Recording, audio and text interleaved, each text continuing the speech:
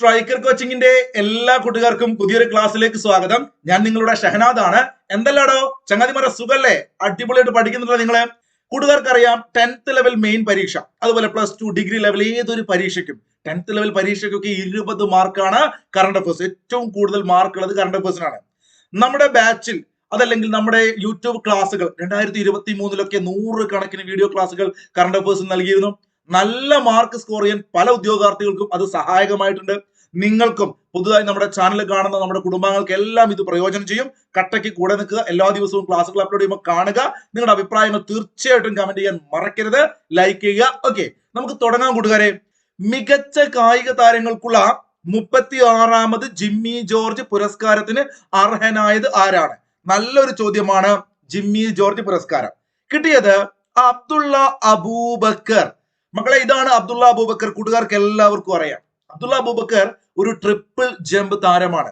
ഇദ്ദേഹത്തെ കുറിച്ച് നമ്മൾ മുൻവർഷങ്ങളിൽ പഠിച്ചിരുന്നു. ഇനിയും ചോദിക്കാൻ സാധ്യതയുണ്ട്. 2022 ഈ പറയുന്ന കോമൺവെൽത്ത് ഗെയിംസ് നടന്നു അല്ലെ? എവിടെയായിരുന്നു 2022 കോമൺവെൽത്ത് ഗെയിംസ് നടന്നത്? ഒന്ന് കമന്റ് ചെയ്ത് നിങ്ങൾ. ആ കോമൺവെൽത്ത് ഗെയിംസിൽ ട്രിപ്പിൾ ജമ്പിൽ വെള്ളി മെഡൽ നേടിയ താരമായിരുന്നു അബ്ദുള്ള അബൂബക്കർ. ആ കൂട്ടത്തിൽ നിങ്ങൾ ചേർത്ത് പഠിച്ചേക്കുക.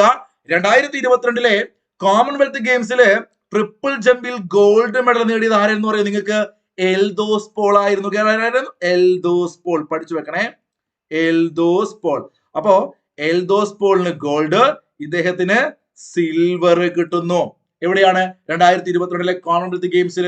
അപ്പോ ആ ഒരു താരം, ട്രിപ്പിൾ ജമ്പ് താരം, അദ്ദേഹത്തിന് എന്ത് കിട്ടുകയാണ്? ജിമ്മി ജോർജ് പുരസ്കാരം കിട്ടുകയാണ്. ഇദ്ദേഹം കോഴിക്കോട്ടുകാരനാണ് കേട്ടോ. അബ്ദുള്ള അബൂബക്കർ. എൽദോസ് പോൾ എറണാകുളമാണ് സ്ഥലം. അങ്ങനെയാണെങ്കിൽ അവിടെ നിങ്ങൾ കണക്ട് ചെയ്ത് തീർച്ചയായിട്ടും പഠിച്ചു വെക്കുക. ജിമ്മി ജോർജ് പുരസ്കാരം കഴിഞ്ഞ വർഷം എന്ന് വെച്ചാൽ 35ാമത്തെ ജിമ്മി ജോർജ് പുരസ്കാരം. ഏറ്റവും ലേറ്റസ്റ്റ് ആണ് 36. ഞാനിപ്പോ ക്ലാസ് എടുക്കുന്ന സമയത്ത് ഇനി പുതിയ അപ്ഡേഷൻ വരുമ്പോൾ നിങ്ങൾ അതുകൂടി പഠിക്കണം. അപ്പൊ 35ാമത്തത് എം ശ്രീശങ്കർ അഥവാ മുരളി ശ്രീശങ്കർ ആണ്. മുരളി ശ്രീശങ്കർ നിങ്ങൾക്കറിയാം, പാലക്കാട്ടുകാരനാണ്. അദ്ദേഹത്തിന്റെ ഐറ്റം ഏതാടാ? അദ്ദേഹം ലോങ് ജമ്പ് താരമാണ് അല്ലെ? ലോങ് ജമ്പ് താരമാണ്. ഹങ്ഷു നമ്മുടെ ഏഷ്യൻ ഗെയിംസ്, അതുപോലെ തന്നെ കോമൺവെൽത്ത് ഗെയിംസ്, ഈ മാമാങ്കങ്ങളിലൊക്കെ പോയിട്ട് ലോങ് ജമ്പിൽ സിൽവർ മെഡൽ നേടിയ താരമാണ് എം ശ്രീശങ്കർ. എം ശ്രീശങ്കറിന് 2023 ജിമ്മി ജോർജ് പുരസ്കാരം കിട്ടുന്നു. എം ശ്രീശങ്കറിന് മറ്റൊരു പോയിന്റ് ഉണ്ട് കൂട്ടുകാരെ, ചേർത്ത് പഠിക്കുക. 2023 അർജുന അവാർഡ്, 2023 അർജുന അവാർഡ് കിട്ടിയത് ആർക്കാണ്? അർജുന അവാർഡ് കിട്ടിയതും നമ്മുടെ എം ശ്രീശങ്കർ ആണ്. ഇതൊക്കെ ഓർമ്മയിൽ നിന്ന് ഇങ്ങനെ എടുത്തു പറയുന്ന പോയിന്റുകളാണ്. പക്ഷെ നിങ്ങൾ ശ്രദ്ധിക്കണം, ഇതൊക്കെ ഇനിയും ചോദിക്കും. കഴിഞ്ഞ വർഷങ്ങളിൽ ചോദിച്ചിട്ടുണ്ട്. കായികവുമായി ബന്ധപ്പെട്ട് പഠിക്കാൻ ഇച്ചിരി പാടുള്ളവര് നന്നായിട്ട് ശ്രദ്ധിക്കുക. എം ശ്രീശങ്കർ ലോങ് ജമ്പ് താരമാണ്. നമ്മുടെ അദ്ദേഹത്തിന്റെ ജന്മദേശം പാലക്കാടാണ്. അദ്ദേഹം ഈ പറയുന്ന കോമൺവെൽത്ത് ഗെയിംസിലും ഏഷ്യൻ ഗെയിംസിലും വെള്ളി നേടിയ വ്യക്തിയാണ് ലോങ് ജമ്പിൽ. അതുപോലെ തന്നെ കോമൺവെൽത്ത് ഗെയിംസിൽ ട്രിപ്പിൾ ജമ്പിൽ വെള്ളി നേടിയത് അബ്ദുള്ള അബൂബക്കർ, സ്വർണം നേടിയത് എൽദോസ് പോൾ ആണ്. എൽദോസ് പോൾ മറക്കണ്ട. കോമൺവെൽത്ത് ഗെയിംസിന്റെ കാര്യമാട്ടോ. കോമൺവെൽത്ത് ആണ്. ഞാൻ എഴുതുന്നില്ല, നിങ്ങൾ നോട്ട് ചെയ്തോളുക. അങ്ങനെയാണെങ്കിൽ കൂട്ടുകാരോട് ചോദിക്കട്ടെ, ജിമ്മി ജോർജ് പുരസ്കാരം എന്നൊക്കെ നമ്മൾ പറഞ്ഞു. ജിമ്മിച്ചനെ നിങ്ങൾക്കൊക്കെ അറിയാം. കേരള PSC ഒരുപാട് തവണ ചോദിച്ചിട്ടുണ്ട് ജിമ്മി ജോർജ് ഏത് മേഖലയുമായി ബന്ധപ്പെട്ട വ്യക്തിയാണെന്ന്, അദ്ദേഹത്തിന്റെ ജന്മദേശം അല്ലെങ്കിൽ ഏത് ജില്ലയിലാണെന്ന് ചോദിച്ചിട്ടുണ്ട്. അദ്ദേഹം പേരാവൂർ എന്ന് പറയുന്ന സ്ഥലത്ത്, കണ്ണൂർ ജില്ലയിലാണ് കേട്ടോ. കണ്ണൂരുകാരനാണ് അല്ലെ? വളരെ യുവാവായിരിക്കുന്ന പ്രായത്തിൽ തന്നെ ദൗർഭാഗ്യവശാൽ മരണപ്പെട്ടു പോയ ഒരു താരം. അത്രയും എന്താ പറയാ, ശ്രദ്ധ പിടിച്ചു പറ്റിയ ഒരു വോളിബോൾ താരമായിരുന്നു അദ്ദേഹം. ഇന്റർനാഷണൽ ലെവലില് ചില ക്ലബ്ബുകളിലൊക്കെ കളിച്ചിരുന്നു. PSC മുമ്പ് ചോദിച്ചിട്ടുണ്ട് അദ്ദേഹം ഏത് രാജ്യത്തിന്റെ ക്ലബ്ബുകളിലാണ് കളിച്ചത്? ഇറ്റലി. അതേ ഇറ്റലിയിൽ വെച്ച് തന്നെ അദ്ദേഹം ഒരു കാർ ആക്സിഡന്റിൽ മരണപ്പെടുന്നു ജിമ്മി ജോർജ്. അപ്പൊ ജിമ്മി ജോർജിനെ കുറിച്ച് റീസെന്റ് PSC ചോദിച്ചു, ജിമ്മി ജോർജ് ഇൻഡോർ സ്റ്റേഡിയം എവിടെയാണെന്ന്? ട്രിവാൻഡ്രമാണ്, വെള്ളയമ്പലമാണ്. പഠിച്ചു വെച്ചേക്കുക. തിരുവനന്തപുരത്തെ വെള്ളയമ്പലത്താണ് എന്തുള്ളത്? Jimmy George indoor stadium. അപ്പൊ 36ാമത്തെ ജിമ്മി ജോർജ് പുരസ്കാരം അബ്ദുള്ള അബൂബക്കർ പഠിക്കുമ്പോൾ നിങ്ങൾ ഇത്രയും കാര്യങ്ങൾ ഓർത്തു വെച്ചാൽ വളരെ നന്നാവും. നോക്കൂ, അടുത്തൊരു പോയിന്റ്. കോങ്ഗ്രേ ചുഴലിക്കാറ്റ് തായ്വാനിൽ ആഞ്ഞടിച്ചു. നോക്കൂ, നമ്മളൊരു ബിൽഡിങ്ങിൽ, ആ ബിൽഡിങ്ങിൽ ഒരു പോർച്ചിൽ ഒരു വാൻ നിർത്തി കിട്ടും. അവിടുത്തെ കോൺക്രീറ്റ് എല്ലാം ഇടിഞ്ഞു പൊളിഞ്ഞ് വീണു. കാറ്റടിച്ചപ്പോ കോൺക്രീറ്റ് ഇടിഞ്ഞു പൊളിഞ്ഞ് താഴോട്ടുള്ള വാനിന്റെ മുകളിൽ വീണു. അപ്പൊ കോൺക്രീറ്റ് ചുഴലിക്കാറ്റ് താഴത്തെ വാനിന്റെ മുകളിൽ വീണു. കോൺക്രീറ്റ് വീണു. കോൺക്രീറ്റ് താഴത്തെ വാന് തായ്വാൻ. നോക്കൂ, തായ്ലാൻഡ് എഴുതരുത്, താഴെ നിർത്തിയിട്ട വാൻ ആണ്. അതാണ് ഞാൻ ആ കണക്ഷൻ പറയുന്നത്. ഓപ്ഷൻ ഒരു പക്ഷേ തായ്ലാൻഡ് ഉണ്ടാവും. അപ്പൊ തെറ്റിക്കരുത്, തായ്വാനും തായ്ലാൻഡും രണ്ടാണ്. Taiwan Taiwan Taiwan. കോൺക്രീറ്റ് എല്ലാം കാറ്റടിച്ചപ്പോൾ താഴത്തെ വാനിന്റെ മുകളിൽ വീണുപോയി. സെറ്റാണോടോ വേ? സെറ്റാണോ? ഓക്കെ. ഇന്ത്യൻ ഗ്രീൻ ബിൽഡിംഗ് കൗൺസിലിന്റെ IGBC സർട്ടിഫിക്കേഷൻ നേടിയ ഇന്ത്യയിലെ ആദ്യത്തെ മൃഗശാലയായി മാറിയ സുവോളജിക്കൽ പാർക്ക് എവിടെയാണ്? നോക്കൂ, green building council IGBC certification അത് ലഭിച്ച ഇന്ത്യയിലെ ആദ്യത്തെ മൃഗശാലയായിട്ട് മാറുന്നത് ദുർഗേഷ് ആരണ്യ സുവോളജിക്കൽ പാർക്ക്, ഹിമാചൽ പ്രദേശ്. എവിടെയാണ് കുഞ്ഞുങ്ങളെ? Durgesh Aranya zoological park, Himachal Pradesh. 2024 രാജാ രവിവർമ്മ സമ്മാൻ പുരസ്കാരം. ശ്രദ്ധിക്കണം, ആ പുരസ്കാരം പറയുമ്പോൾ രാജാ രവിവർമ്മയുടെ സമ്മാൻ എന്നുള്ളത് ഒന്ന് ഹൈലൈറ്റ് ചെയ്ത് നോക്കണം.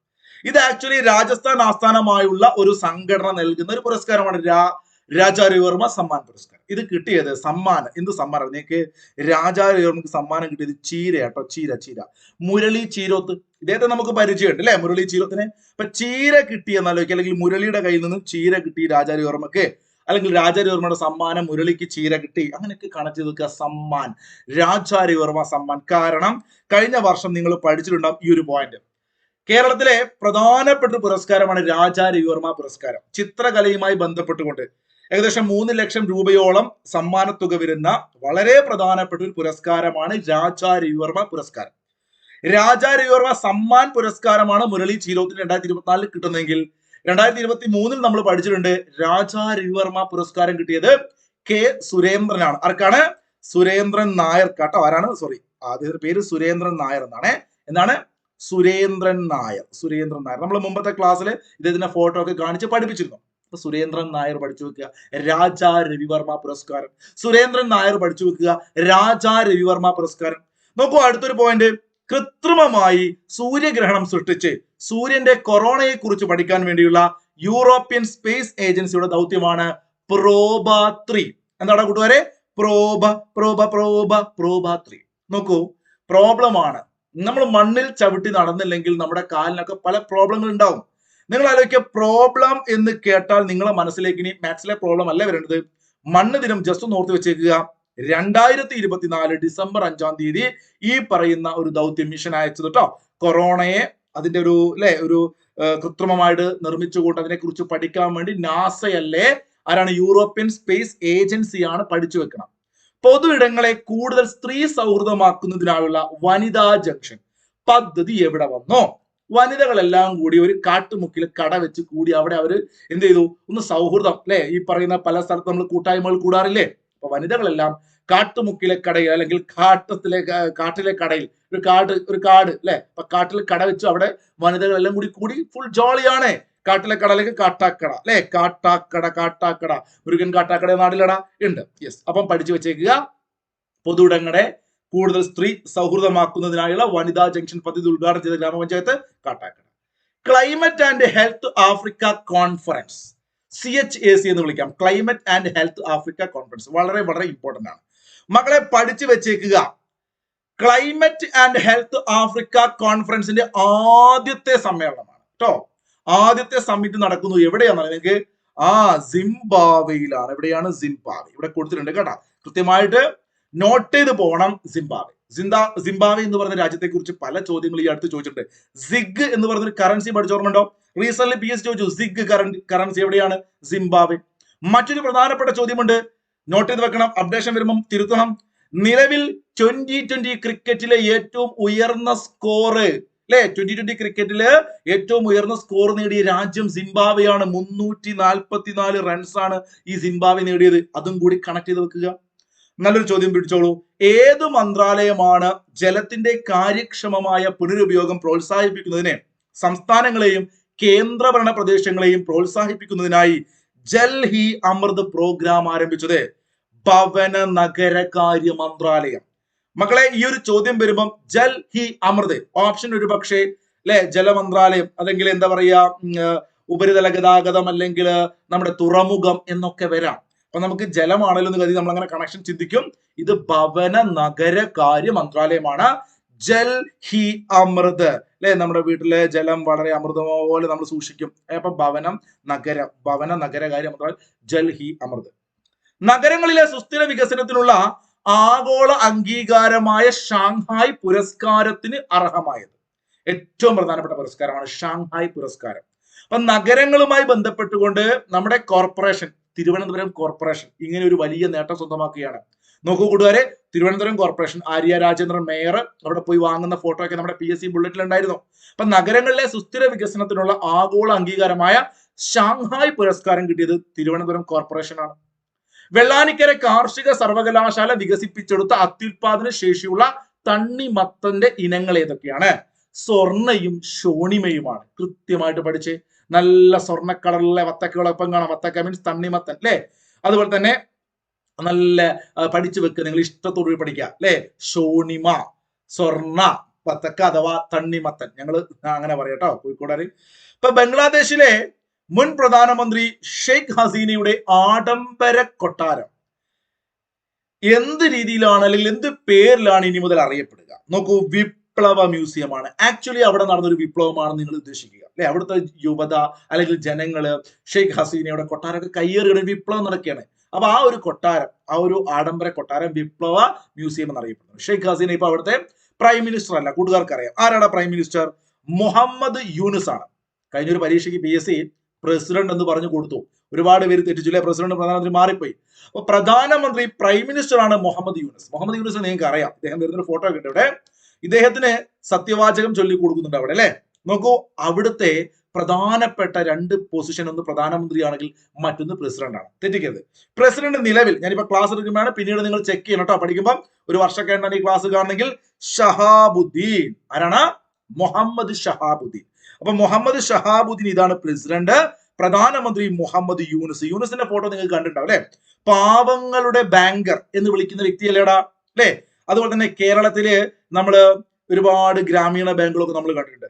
എന്നാൽ ബംഗ്ലാദേശ് പോലുള്ള ഒരു രാജ്യത്ത് വലിയ വിപ്ലവം സൃഷ്ടിച്ചുകൊണ്ട് അവിടെ ഗ്രാമീൺ ബാങ്കിന് തുടക്കം കുറിച്ച വ്യക്തിയാണ് ഈ പറയുന്ന പാവങ്ങളുടെ ബാങ്കർ എന്ന് വിളിക്കുന്ന മുഹമ്മദ് യൂനുസ്.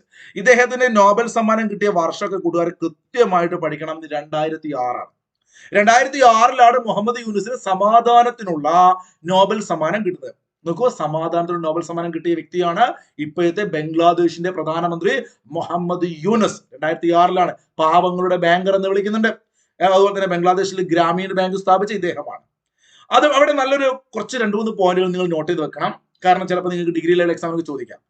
പ്രധാനമന്ത്രി ഷെയ്ഖ് ഹസീന പത്രക്കട്ടിംഗ് ആണ്. അവരവിടെ നിന്നും അല്ലെ രായ്ക്ക് രാമായണം നാട് വിട്ടു പോന്നു. തൊട്ടടുത്തുള്ള ഇന്ത്യയാണ് അവർക്ക് അഭയം കൊടുത്തത്, വേറെ എങ്ങോട്ട് പോകാൻ നിർത്തില്ല. അങ്ങനെ അവർ വന്ന വിമാനത്തിന്റെ പേര് C-130J ആണ്. C-130J ആണ് അവർ വന്ന വിമാനം. നോട്ട് ചെയ്ത് വെക്കണം. നോക്കൂ, മുമ്പൊരു പോയിന്റ് ഞാൻ നിങ്ങളെ പഠിപ്പിച്ചിരുന്നു. അറിയുന്ന കൂട്ടുകാർ ബുക്കിൽ എഴുതി വെക്കണേ, അറിയാത്തവര്. എന്താ പോയിന്റ്? കാർഗിൽ എയർ സ്ട്രിപ്പിൽ രാത്രി ലാൻഡിംഗ് നടത്തിയ വിമാനം ഏതാണ്? കാർഗിൽ എയർ സ്ട്രിപ്പിൽ രാത്രി ലാൻഡിംഗ് നടത്തിയ ആദ്യത്തെ വിമാനമായിരുന്നു C-130J. ഇപ്പൊ കാർഗിൽ രാത്രി ലാൻഡ് ചെയ്തു. അതേ വിമാനത്തിൽ തന്നെയാണ്, അതേ വിമാനം, ആ വിമാനമല്ല, ആ മോഡൽ, അതിനകത്ത് തന്നെയാണ് ഇവർ ഇവിടെ എത്തിയത്. ഇവരിവിടെ എത്തി പറഞ്ഞാൽ ഇന്ത്യയിൽ എവിടെ എത്തി? ഇവർ ഉത്തർപ്രദേശിലാണ് വന്നത്, ഗാസിയാബാദ്. നോക്കൂ, അവിടുന്ന് ധാക്കയിൽ നിന്ന് പറന്നുയർന്ന് ഗാസിയാബാദിൽ ഇറങ്ങി. അവിടുത്തെ ഹിൻഡൻ എയർഫോഴ്സ് വിമാനത്താവളത്തിലാണ് ഇറങ്ങിയത്. ഹിൻഡൻ എയർഫോഴ്സ് വിമാനത്താവളം എന്നായിരുന്നു അവിടെ ഇഷ്യൂ ഉണ്ടായത്. അവർ രാജിവെച്ചല്ല അവിടെ നാട് വിട്ടു പോകുന്നത്. 2024 ഓഗസ്റ്റ് 5 ഈ സംഭവം നടന്നത്. ബംഗ്ലാദേശിലെ പ്രധാനമന്ത്രി ഷെയ്ഖ് ഹസീന 2024 ഓഗസ്റ്റ് 5. നോക്കൂ, നേരത്തെ നമ്മൾ പഠിച്ചിരുന്നു പ്രോബ് അല്ലെ. അപ്പൊ പ്രോബ്ലം 1 എന്ന് പറഞ്ഞു 2024 ഡിസംബർ 5 എന്തിന് അത് വിക്ഷേപിച്ചു. ഈ പറഞ്ഞ യൂറോപ്യൻ സ്പേസ് ഏജൻസിയുടെ പ്രോബ് നമ്മൾ പഠിച്ചില്ലേ, കുറച്ചു മുമ്പ് പഠിച്ച ഓർമ്മയില്ലേ നിങ്ങൾക്ക്? ദൗത്യം. അപ്പൊ ദൗത്യം കൃത്രിമമായി സൂര്യഗ്രഹണം സൃഷ്ടിച്ച് സൂര്യന്റെ കൊറോണയെ കുറിച്ച് പഠിക്കാൻ വേണ്ടിയുള്ള യൂറോപ്യൻ സ്പേസ് ഏജൻസിയുടെ ദൗത്യമാണ് പ്രോബ-3. അപ്പൊ പ്രോബ-3 2024 ഡിസംബർ 3. യെസ്, അപ്പൊ അത് ക്ലിയർ ആണല്ലോ? ക്ലിയർ ആണ്. അപ്പൊ ഓഗസ്റ്റ് 5 ഷെയ്ഖ് ഹസീനയും. അങ്ങനെയാണെങ്കിൽ കൂട്ടുകാരെ, അർഹരായ കുടുംബങ്ങൾക്ക് സൗജന്യ ഗ്യാസ് സിലിണ്ടറുകൾ നൽകുന്നതിനായിട്ട് ദീപം 2.0 പദ്ധതി. ദീപം എന്ന് പറഞ്ഞ് വിളക്കല്ല കത്തിക്കുക, നമ്മുടെ അടുക്കളയിലുള്ള ഗ്യാസിന്റെ കുറ്റി ആലോചിച്ച് നോക്കുക. ആ ഒരു സിലിണ്ടർ ദീപം 2.0 ആന്ധ്രാപ്രദേശ് അല്ലെ. വീട്ടമ്മമാരൊക്കെ പ്രത്യേകിച്ച് ചിന്തിച്ചു പഠിക്കുക. ആന്ധ്രാപ്രദേശ് ദീപം 2.0. കർഷകരെ കുറിച്ച് പറയുമ്പോൾ നിങ്ങൾക്കറിയാം, ഹരിയാന, പഞ്ചാബ് ഒക്കെ കർഷകർ വലിയ പ്രാധാന്യം കൊടുക്കുന്ന നാടാണ് അല്ലെ. അപ്പൊ കർഷകരിൽ നിന്ന് എല്ലാ വിളകളും MSP എന്ന് പറഞ്ഞു കഴിഞ്ഞാൽ minimum support price. MSP minimum support price എന്ന് വെച്ചാൽ ഏകദേശം 24ഓളം വിളകൾക്ക് ഇങ്ങനെ MSP നിരക്കിൽ വാങ്ങുന്ന ഇന്ത്യയിലെ ആദ്യത്തെ സംസ്ഥാനം എന്ന നേട്ടം കൈവരിച്ചത് ഹരിയാനയാണ്. കർഷകരിൽ നിന്ന് എല്ലാ വിളകളും മിനിമം സപ്പോർട്ട് പ്രൈസ് നൽകിക്കൊണ്ട് വാങ്ങുന്ന ഇന്ത്യയിലെ സംസ്ഥാനം ഹരിയാനയായിട്ട് മാറി. പഠിച്ചു വെക്കുക. കേരള ക്രിക്കറ്റ് അസോസിയേഷൻ പുതിയ സ്പോർട്സ് ഹബ്ബ് നിർമ്മിക്കുന്നത് എവിടെയാണ്? കൃത്യമായിട്ട് പഠിക്കുക. കേരളത്തിലെ ക്രിക്കറ്റ് അസോസിയേഷൻ ഒരു ഹബ്ബ് ഉണ്ടാക്കുകയാണ് അല്ലേ. അപ്പൊ കേരളത്തിൽ ക്രിക്കറ്റ് കളിക്കാൻ നമുക്കറിയാം, നമ്മള് കുട്ടിക്കാലത്തൊക്കെ ചില പ്രദേശങ്ങളിലൊക്കെ കാണാറുണ്ട്, വീടിനൊക്കെ തറയിട്ട് കഴിഞ്ഞാൽ മണ്ണൊക്കെ ഇട്ട് സെറ്റ് ആക്കി വെക്കും അല്ലെ. അപ്പൊ അവിടെ നിന്ന് നമ്മൾ കുട്ടികളൊക്കെ കളിച്ചിട്ടുണ്ട്. ഞാൻ എന്റെ ഒക്കെ അനുഭവത്തിലുണ്ട്. അപ്പൊ അകത്തെ തറന്റെ ഉള്ളിലൊക്കെ നമ്മൾ ക്രിക്കറ്റ് കളിക്കാൻ ആലോചിക്കാം. നോക്കൂ, കേരളത്തിനകത്ത് പാലക്കാട് ജില്ലയിൽ അകത്തെ തറയിലാണ് കേരള ക്രിക്കറ്റ് അസോസിയേഷൻ പുതിയ സ്പോർട്സ് ഹബ്ബ് നിർമ്മിക്കുന്നത്. പഠിച്ചു വെച്ചോടാ, ഒരു ട്രിക്കല്ലേ, ഒരു മാർക്കല്ലേ. നെറ്റ്വർക്ക് വേണ്ട മക്കളെ, വിളിക്കാൻ ഇനി റേഞ്ച് നോക്കണ്ട. നെറ്റ്വർക്ക് ഇല്ലാതെയും കോൾ ചെയ്യാവുന്ന സെറ്റപ്പ് D2D സാങ്കേതിക വിദ്യ ആദ്യമായി പരീക്ഷ സ്ഥാപനമാണ്. ജിയോ ഒന്നും അല്ലട്ടാ, BSNL ആണ്. നെറ്റ്വർക്ക് ഇല്ലാതെയും കോൾ ചെയ്യുവാനുള്ള D2D സാങ്കേതിക വിദ്യ ആദ്യമായി പരീക്ഷ ഇന്ത്യയിലെ സ്ഥാപനമാണ് BSNL. കാലാവസ്ഥാ വ്യതിയാനത്തിന് അനുസൃതമായ രീതി അവലംബിച്ച് കർഷക വരുമാനം വർദ്ധിപ്പിക്കുന്നതിനായി കൃഷി വകുപ്പ് രൂപം നൽകിയ പദ്ധതിയാണ് കേര. നന്നായിട്ട് പഠിച്ചു വെക്കണേ. കേര അല്ലെ. അപ്പൊ ആ പാട്ടിലൊക്കെ ഉള്ള നമ്മുടെ കേരളത്തിന്റെ സ്വന്തം കേര. അപ്പൊ ആ കേര എന്ന് കേൾക്കുമ്പോൾ നിങ്ങൾ അതിന്റെ പൂർണ്ണ രൂപം നോട്ട് വെക്കണം. Kerala climate resilient agri value chain എന്ന് വിളിക്കാം. നോക്കൂ, ഇവിടെ ഉണ്ട് അല്ലെ, റെസിലന്റ് അഗ്രി വാല്യൂ ചെയിൻ. കാലാവസ്ഥാ വ്യതിയാനത്തെ അതിജീവിച്ച് കൃഷി നടത്തുന്നതിന് സംസ്ഥാന കൃഷി വകുപ്പ് ആരംഭിച്ച പദ്ധതിയാണ് കേര.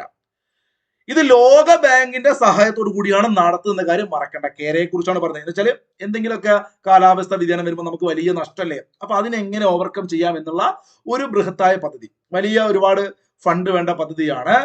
നോക്കൂ, ഇതിനകത്ത് 1650 കോടി രൂപയുടെ ധനസഹായം, അതിനകത്ത് സംസ്ഥാനത്തിന്റെ വിഹിതമായിട്ട് 750 കോടി, ഇങ്ങനെ തുടങ്ങിയ കാര്യങ്ങളൊക്കെ ഡിഗ്രി ലെവൽ എക്സാമിന് പ്രിപ്പയർ ചെയ്തിട്ടൊക്കെ ഒന്ന് വായിച്ച് നോക്കണേ കേട്ടോ. നമ്മൾ ഇത്തരത്തിലുള്ള PDF നോട്ടും അതുപോലെ തന്നെ ക്ലാസ്സുകൾ ഇപ്പം 1.5 വർഷമായിട്ട് രാവിലെ 5:30 കറണ്ട് അഫയേഴ്സ് ക്ലാസ്, തിങ്കൾ മുതൽ വെള്ളി വരെ ടെലഗ്രാമിലൂടെ ഓഡിയോ ക്ലാസ് ഞാൻ എടുക്കുന്നുണ്ട്. ആവശ്യമുള്ളവർക്കൊക്കെ നമ്മുടെ ഡിസ്ക്രിപ്ഷനിൽ കാണുന്ന വാട്സ്ആപ്പ് നമ്പറിനകത്തേക്ക് നിങ്ങൾക്ക് എന്ത് ചെയ്യാം, മെസ്സേജ് അയച്ചാൽ എപ്പോൾ വേണമെങ്കിൽ നിങ്ങൾക്ക് കറണ്ട് അഫയേഴ്സ് ബാച്ചിൽ ജോയിൻ ചെയ്യാം കേട്ടോ. 7306118242 ഒരു 50 രൂപയൊക്കെ വരുന്നുള്ളൂ. നിങ്ങൾക്ക് ആവശ്യമുള്ളവർക്ക് വളരെ എഫക്റ്റീവ് ആണ് കറണ്ട് അഫയേഴ്സ്. എല്ലാ ദിവസവും പഠിക്കുക. അതിന്റെ എക്സാമുകൾ വീക്കിലി ഉണ്ടാവും, കാര്യങ്ങളൊക്കെയാണ്. അപ്പൊ ഈ നമ്പറിൽ വാട്സ്ആപ്പ് ചെയ്ത് നിങ്ങൾക്ക് ആവശ്യമുള്ളൂ. കാരണം ഇതൊക്കെ കുറച്ചുകൂടി PDF ഒക്കെ എക്സ്ട്രാ ആയിട്ട് പഠിക്കേണ്ടവർക്കൊക്കെ അവിടെ വന്ന് പഠിക്കാം, അല്ലാത്തവർക്ക് യൂട്യൂബിലൂടെയും പഠിക്കാം. ക്ലിയർ? ഇത് എപ്പോൾ കണ്ടാലും നിങ്ങൾക്ക് എപ്പോഴും ജോയിൻ ചെയ്യാം. ഇന്നൊരു പീരീഡ് ഒന്നുമില്ല, ഇങ്ങനെ തുടർന്നുകൊണ്ടിരിക്കുന്ന ബാച്ചാണ്. റിവിഷൻ ഇങ്ങനെ ചെയ്തുകൊണ്ടിരിക്കുക. അപ്പൊ നിങ്ങൾക്ക് അത് പ്രയോജനം ചെയ്യും. അപ്പൊ 1980 ശേഷം ഇങ്ങനെ കുറച്ച് കാര്യങ്ങളൊക്കെ അവിടെ വരുന്നുണ്ട് കേട്ടോ. നിങ്ങളൊന്ന് നോട്ട് ചെയ്ത് വെക്കുക. നോക്കൂ, കോളുകളെ കുറിച്ച് പറഞ്ഞത് എന്താണ്? D2D, direct to device. അതാണ് ഇതിന്റെ പൂർണ്ണ രൂപം കേട്ടോ. ഡയറക്ട് ടു ഡിവൈസ്, കോളുകൾ ചെയ്യാൻ വേണ്ടിയിട്ട്. നോക്കൂ, നല്ലൊരു പോയിന്റ് ആണ് മക്കളെ. വിയറ്റ്നാം, നമ്മളിന്ന് തുടക്കത്തിൽ പറഞ്ഞിരുന്നു, കോൺക്രീറ്റ് തായ്വാൻ. വിയറ്റ്നാം ഇന്ത്യ ഉഭയകക്ഷി സൈനികാഭ്യാസം. വിയറ്റ്നാം. നമുക്ക് വായിലൊക്കെ നാട്ടുണ്ടെങ്കിൽ അമ്പലത്തിലൊന്നും പോവരുത് കേട്ടോ നിങ്ങൾ. അപ്പൊ ഇന്ത്യക്കാര് വായ്നാട്ടുള്ളവർ അമ്പലത്തിൽ പോവാറില്ല. വെറുതെ ആ പൂജാരി അവിടെ വന്നിട്ട് അല്ലെ എന്താണ് കഴിപ്പിക്കേണ്ട അല്ലെ എന്ത് അർച്ചനയാന്നൊക്കെ ചോദിക്കുമ്പം നമ്മൾ വായ്നാറ്റമായിട്ട് പല്ല് തേക്കാതെ അല്ലെങ്കിൽ കുളിക്കാതെ ഒന്നും എവിടേക്ക് പോകില്ല അമ്പലത്തിലേക്ക്. ആലോചിച്ച് വെക്കുക, വായ്നാറ്റം എന്നുള്ളത് വിയറ്റ്നാം അംബാല, ഹരിയാനയിലെ അംബാല. അപ്പൊ മിനിമം സപ്പോർട്ട് പ്രൈസ് നമ്മൾ നേരത്തെ പഠിച്ചു. MSP ഹരിയാനയാണെങ്കിൽ വിയറ്റ്നാമും ഇന്ത്യയും തമ്മിലുള്ള സൈനികാഭ്യാസം എവിടെ നടക്കുന്നു? ഹരിയാനയിലെ അംബാല. നോക്കൂ, ബാലാമണി അമ്മ പുരസ്കാരം 2024 മക്കളെ. ബാലാമണി അമ്മ എന്ന് കേൾക്കുമ്പോ അച്ഛൻ, അമ്മയും അച്ഛനും. ബാലാമണി അമ്മയെ നമുക്ക് എല്ലാവർക്കും അറിയാം, പ്രിയപ്പെട്ട ബാലാമണി അമ്മ. അപ്പൊ അവരുടെ പേരിലെ പുരസ്കാരം ചത്തുപോയ അച്ഛൻ കേട്ടോ, ചാത്തനാഥ് അച്യുതനുണ്ണി. പഠിക്കാൻ വേണ്ടി പറയാണേ. അമ്മ ബാലാമണി അമ്മ മരണപ്പെട്ടു പോയി. അതുപോലെ തന്നെ ചത്തു നമ്മൾ മനുഷ്യരെ കുറിച്ച് പറയാറില്ല, എന്നാലും ചത്തുപോയ അച്ഛൻ, അമ്മ അച്ഛൻ. ബാലാമണി അമ്മ പുരസ്കാരം കിട്ടിയത് മക്കളെ ചാത്തനാഥ് അച്യുതനുണ്ണി. സെറ്റാണോ? ഒന്ന് ആലോചിച്ച് നോക്കിക്കേ, ചാത്തനാഥ് അച്യുതനുണ്ണി. 2024 സർക്കാർ ജോലികളിൽ ഇതാ നോക്കൂ, PSC പഠിക്കുന്ന ഉദ്യോഗാർത്ഥികൾ ശ്രദ്ധിക്കണേ, പ്രത്യേകിച്ച് പെൺകുട്ടികൾ, വനിതകൾക്ക് 35% സംവരണം ഏർപ്പെടുത്തിയ സംസ്ഥാനം ഇവിടെ കൊണ്ടുവരണം കേരളം. അഭിപ്രായമുള്ളവരൊന്ന് കമന്റ് ചെയ്യും. തീർച്ചയായിട്ടും നിങ്ങൾ കമന്റ് ചെയ്യാൻ നോക്കട്ടെ, എത്ര പേര് കമന്റ് ചെയ്ത് നോക്കട്ടെ. ലോകത്തിലെ ആദ്യത്തെ തടി കൊണ്ടുള്ള, ഇതൊക്കെ നമ്മൾ ഒരു 6 മാസമായിട്ട് പഠിപ്പിച്ച് കഴിഞ്ഞ പോയിന്റുകൾ കേട്ടോ. പല സമയത്ത് ഇത് ഈ ഒരു 6 മാസം മുമ്പ് പഠിപ്പിച്ചു. ഇത് ഈ അടുത്ത് PSC പരീക്ഷയിൽ വന്നു. നമ്മുടെ പിള്ളേർക്കൊക്കെ കിട്ടിയിട്ടുണ്ട്. അതാണ് നമ്മുടെ ആ ഒരു മോർണിംഗ് ബാച്ചിന്റെ പവർ. 1000-നടുത്ത് പിള്ളേരുണ്ടായിരുന്നു ആ ബാച്ചിനകത്ത്. അവർക്കൊക്കെ ഇതെല്ലാം കാരണം ഒരു 100 തവണ ഇങ്ങനെ റിപ്പീറ്റ് ചെയ്ത് കേൾക്കുവാണല്ലോ. അപ്പൊ ലോകത്തിലെ ആദ്യത്തെ തടി കൊണ്ടുള്ള കൃത്രിമോപഗ്രഹമായ ലിഗ്നോസാറ്റ് വിക്ഷേപിച്ച രാജ്യം ജപ്പാനാണ്. മറന്നു പോകേണ്ട പിള്ളേരെ. ദേശീയ ജുഡീഷ്യൽ മ്യൂസിയം നിലവിൽ വന്ന എവിടെയാണ്? PSCയുടെ PYQ ആണ്. ദേശീയ ജുഡീഷ്യൽ അക്കാദമി എവിടെയാണ്? അത് ഭോപ്പാലിലാണ് ദേശീയ ജുഡീഷ്യൽ അക്കാദമി. എന്നാൽ മ്യൂസിയം ഇതാ ഈ റീസെന്റ് ഉദ്ഘാടനം ചെയ്തതാണ് നമ്മുടെ മുമ്പത്തെ സുപ്രീം കോടതിയുടെ ചീഫ് ജസ്റ്റിസ്. മ്യൂസിയം ഡൽഹിയിലാണ് ഡൽഹിയിലാണ് ഉദ്ഘാടനം ചെയ്തത്. മുൻ ചീഫ് ജസ്റ്റിസ് ആയിരുന്നു. ആദ്യം അപൂർവമായിട്ടുള്ള ഒരു വൈകല്യമാണ് നെമാലിൻ മയോപ്പതി എന്ന് പറയുന്നത്. ശരീരത്തിന്റെ ഏത് ഭാഗത്തെയാണ് ഇത് ബാധിക്കുക? നെമാലിൻ മയോപ്പതി. ഈ മയോ എന്ന് കേൾക്കുമ്പോൾ നമ്മുടെ മനസ്സിലേക്ക് പേശി വരും അല്ലെ? മെലിഞ്ഞു എന്ന് പറഞ്ഞാൽ എല്ലിന്റെ പേശിക്ക് എന്തെങ്കിലും പറ്റിയാണല്ലേ നിങ്ങൾ മെലിഞ്ഞു പോകുന്ന ഇതാ നെമാലിൻ എല്ലിന്റെ പേശികൾ നെമാലിൻ മയോപ്പതി. എടാ മക്കളെ, ഇന്ത്യ ഭൂട്ടാൻ അതിർത്തി ഒരു വിഷയം അല്ലെ, ഒരു അതിർത്തി ഒരു പ്രശ്നം എങ്ങനെ ആലോചിക്കുക നിങ്ങള് അല്ലെ? രംഗണ്ണൻ ഇങ്ങനെ ഓടി വരുന്ന സീൻ ഓർമ്മ നിങ്ങൾക്ക് ഫഹദ് ഫാസിൽ. അപ്പൊ ആ ഒരു പ്രശ്നത്തിൽ ഇങ്ങനെ ചായ കുടിച്ചുകൊണ്ടിരിക്കുമ്പോൾ വൈറ്റ് ആൻഡ് വൈറ്റ് കിട്ടില്ലേ, ഫഹദ് ഫാസിൽ ചാടി. അപ്പൊ രംഗണ്ണൻ വരും. ഇന്ത്യയിലും ഭൂട്ടാനിലും അതിർത്തിയിലെ ആ ഒരു രംഗം ആലോചിക്കുക. ഭൂട്ടാൻ തൊട്ടടുത്ത് ഇന്ത്യ, ഭൂട്ടാൻ ഇന്ത്യ, അവിടെയുള്ള രംഗം ആസാം. ആസാമിലുള്ള ഡാരംഗയില് ഇന്ത്യ ഭൂട്ടാൻ അതിർത്തി സംയുക്ത ചെക്ക് പോസ്റ്റ് തുറന്നു എന്ന് ആലോചിച്ച് വെക്കുക കേട്ടോ. അവിടെയാണ് പൊതു ആശുപത്രികളിൽ 14 വയസ്സിന് താഴെയുള്ള കുട്ടികൾക്ക് സൗജന്യ ക്യാൻസർ ചികിത്സ പ്രഖ്യാപിച്ച രാജ്യം. ഭൂട്ടാനാണോ, ബംഗ്ലാദേശ് ആണോ, ശ്രീലങ്കയാണോ, നേപ്പാളാണോ? സംശയം വേണ്ട, നേപ്പാളിൽ പൊതു ആശുപത്രികളിൽ 14 വയസ്സിന് താഴെയുള്ള കുട്ടികൾക്ക് സൗജന്യ ക്യാൻസർ ചികിത്സ പ്രഖ്യാപിച്ചു. സിഡ്നി രാജ്യാന്തര ചലച്ചിത്രമേളയിലേക്ക് തിരഞ്ഞെടുക്കപ്പെട്ട മലയാള ചലച്ചിത്രം ഏതാണ്? തണുപ്പാണ്. ഏതാണ്? സിഡ്നി രാജ്യാന്തര ചലച്ചിത്രമേളയിലേക്ക് തിരഞ്ഞെടുക്കപ്പെട്ട മലയാള ചലച്ചിത്രം ഏതാണ്? അങ്ങനെയാണെങ്കിൽ കൂട്ടുകാർ പറഞ്ഞ് കാൻ ചലച്ചിത്രമേളയിൽ പോയിട്ട് വലിയ ശ്രദ്ധ പിടിച്ചു പറ്റിയ all we imagine as light എന്ന് പറയുന്ന സിനിമയുണ്ടല്ലോ, all we imagine as light. ആ സിനിമയുടെ സംവിധായകൻ അല്ലെങ്കിൽ സംവിധായക ആരാണ്? അത് ഡയറക്ട് ചെയ്തത് all we imagine as light. Just ഒന്ന് കമന്റ് ചെയ്ത് എത്ര പേർക്ക് അറിയാൻ നോക്കട്ടെ. ഓസ്കാർ ജേതാവായ അമേരിക്കൻ നടി ജൂലിയ റോബർട്സിനെ ഫ്രാൻസിന്റെ ദേശീയ ചലച്ചിത്ര ബഹുമതിയായ സീസർ പുരസ്കാരത്തിന് തിരഞ്ഞെടുത്തു എന്നൊരു ഫാക്ട് നോക്കൂ. PSC ബുള്ളറ്റിനിലെ പ്രധാനപ്പെട്ട വസ്തുതകളാണ് നമ്മൾ ഇന്ന് ഷെയർ ചെയ്യുന്നത്. ഓസ്കാർ ജേതാവാണ് അമേരിക്കൻ നടി ജൂലിയ റോബർട്സ് ഫ്രാൻസിന്റെ ദേശീയ ചലച്ചിത്ര ബഹുമതിയായ സീസർ പുരസ്കാരം കിട്ടിയെന്ന കാര്യം മറന്നു പോകേണ്ട, ഓർത്തു വെച്ചേക്കുക. ഏറ്റവും പ്രധാനപ്പെട്ട ഒരു പോയിന്റ് ആണ് അടുത്തത്. ജലസംരക്ഷണത്തിൽ രാജ്യത്തെ മികച്ച പഞ്ചായത്തായി തിരുവനന്തപുരം ജില്ലയിലെ പുല്ലമ്പാറ തിരഞ്ഞെടുത്തു. ഏതാണ് കൂട്ടുകാരെ? രാജ്യത്തിലെ മികച്ച പഞ്ചായത്ത്. ജലസംരക്ഷണം എന്ന് പറയുമ്പോൾ അവിടെ പുല്ല് കംപ്ലീറ്റ് ആണ്. അവിടെ ഒരുപാട് പാറയുണ്ട്. അപ്പൊ പുല്ലും പാറയുമാണ്. അവിടെ വെക്കുന്ന വെള്ളമൊക്കെ കൃത്യമായിട്ട് സംഭരിച്ച് ശേഖരിച്ചു വെക്കണം. അപ്പൊ ജലസംരക്ഷണം, പുല്ല് പാറ, പുല്ലമ്പാറ, ജലസംരക്ഷണം, ഗ്രാമപഞ്ചായത്ത് ട്രിവാൻഡ്രത്താണ് പുല്ലമ്പാറ. അടുത്തൊരു ചെറിയ ഫാക്ട് ആണ്, കേരള സർവകലാശാല അന്താരാഷ്ട്ര നിലവാരമുള്ള സർവകലാശാലയുടെ പട്ടികയിൽ ഇടം പിടിച്ചു എന്നൊരു ഫാക്ട്.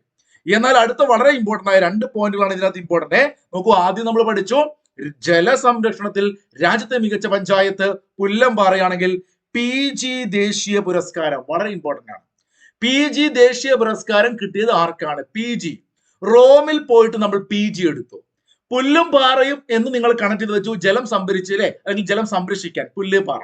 അങ്ങനെയാണെങ്കിൽ PG എന്ന് കേൾക്കുമ്പോൾ നിങ്ങളുടെ മനസ്സിലേക്ക് റോമില താപ്പർ, റോമിൽ പോയിട്ട് നമ്മൾ തപ്പി പിടിച്ചിട്ടാണ് PG എടുത്തത് അല്ലെ?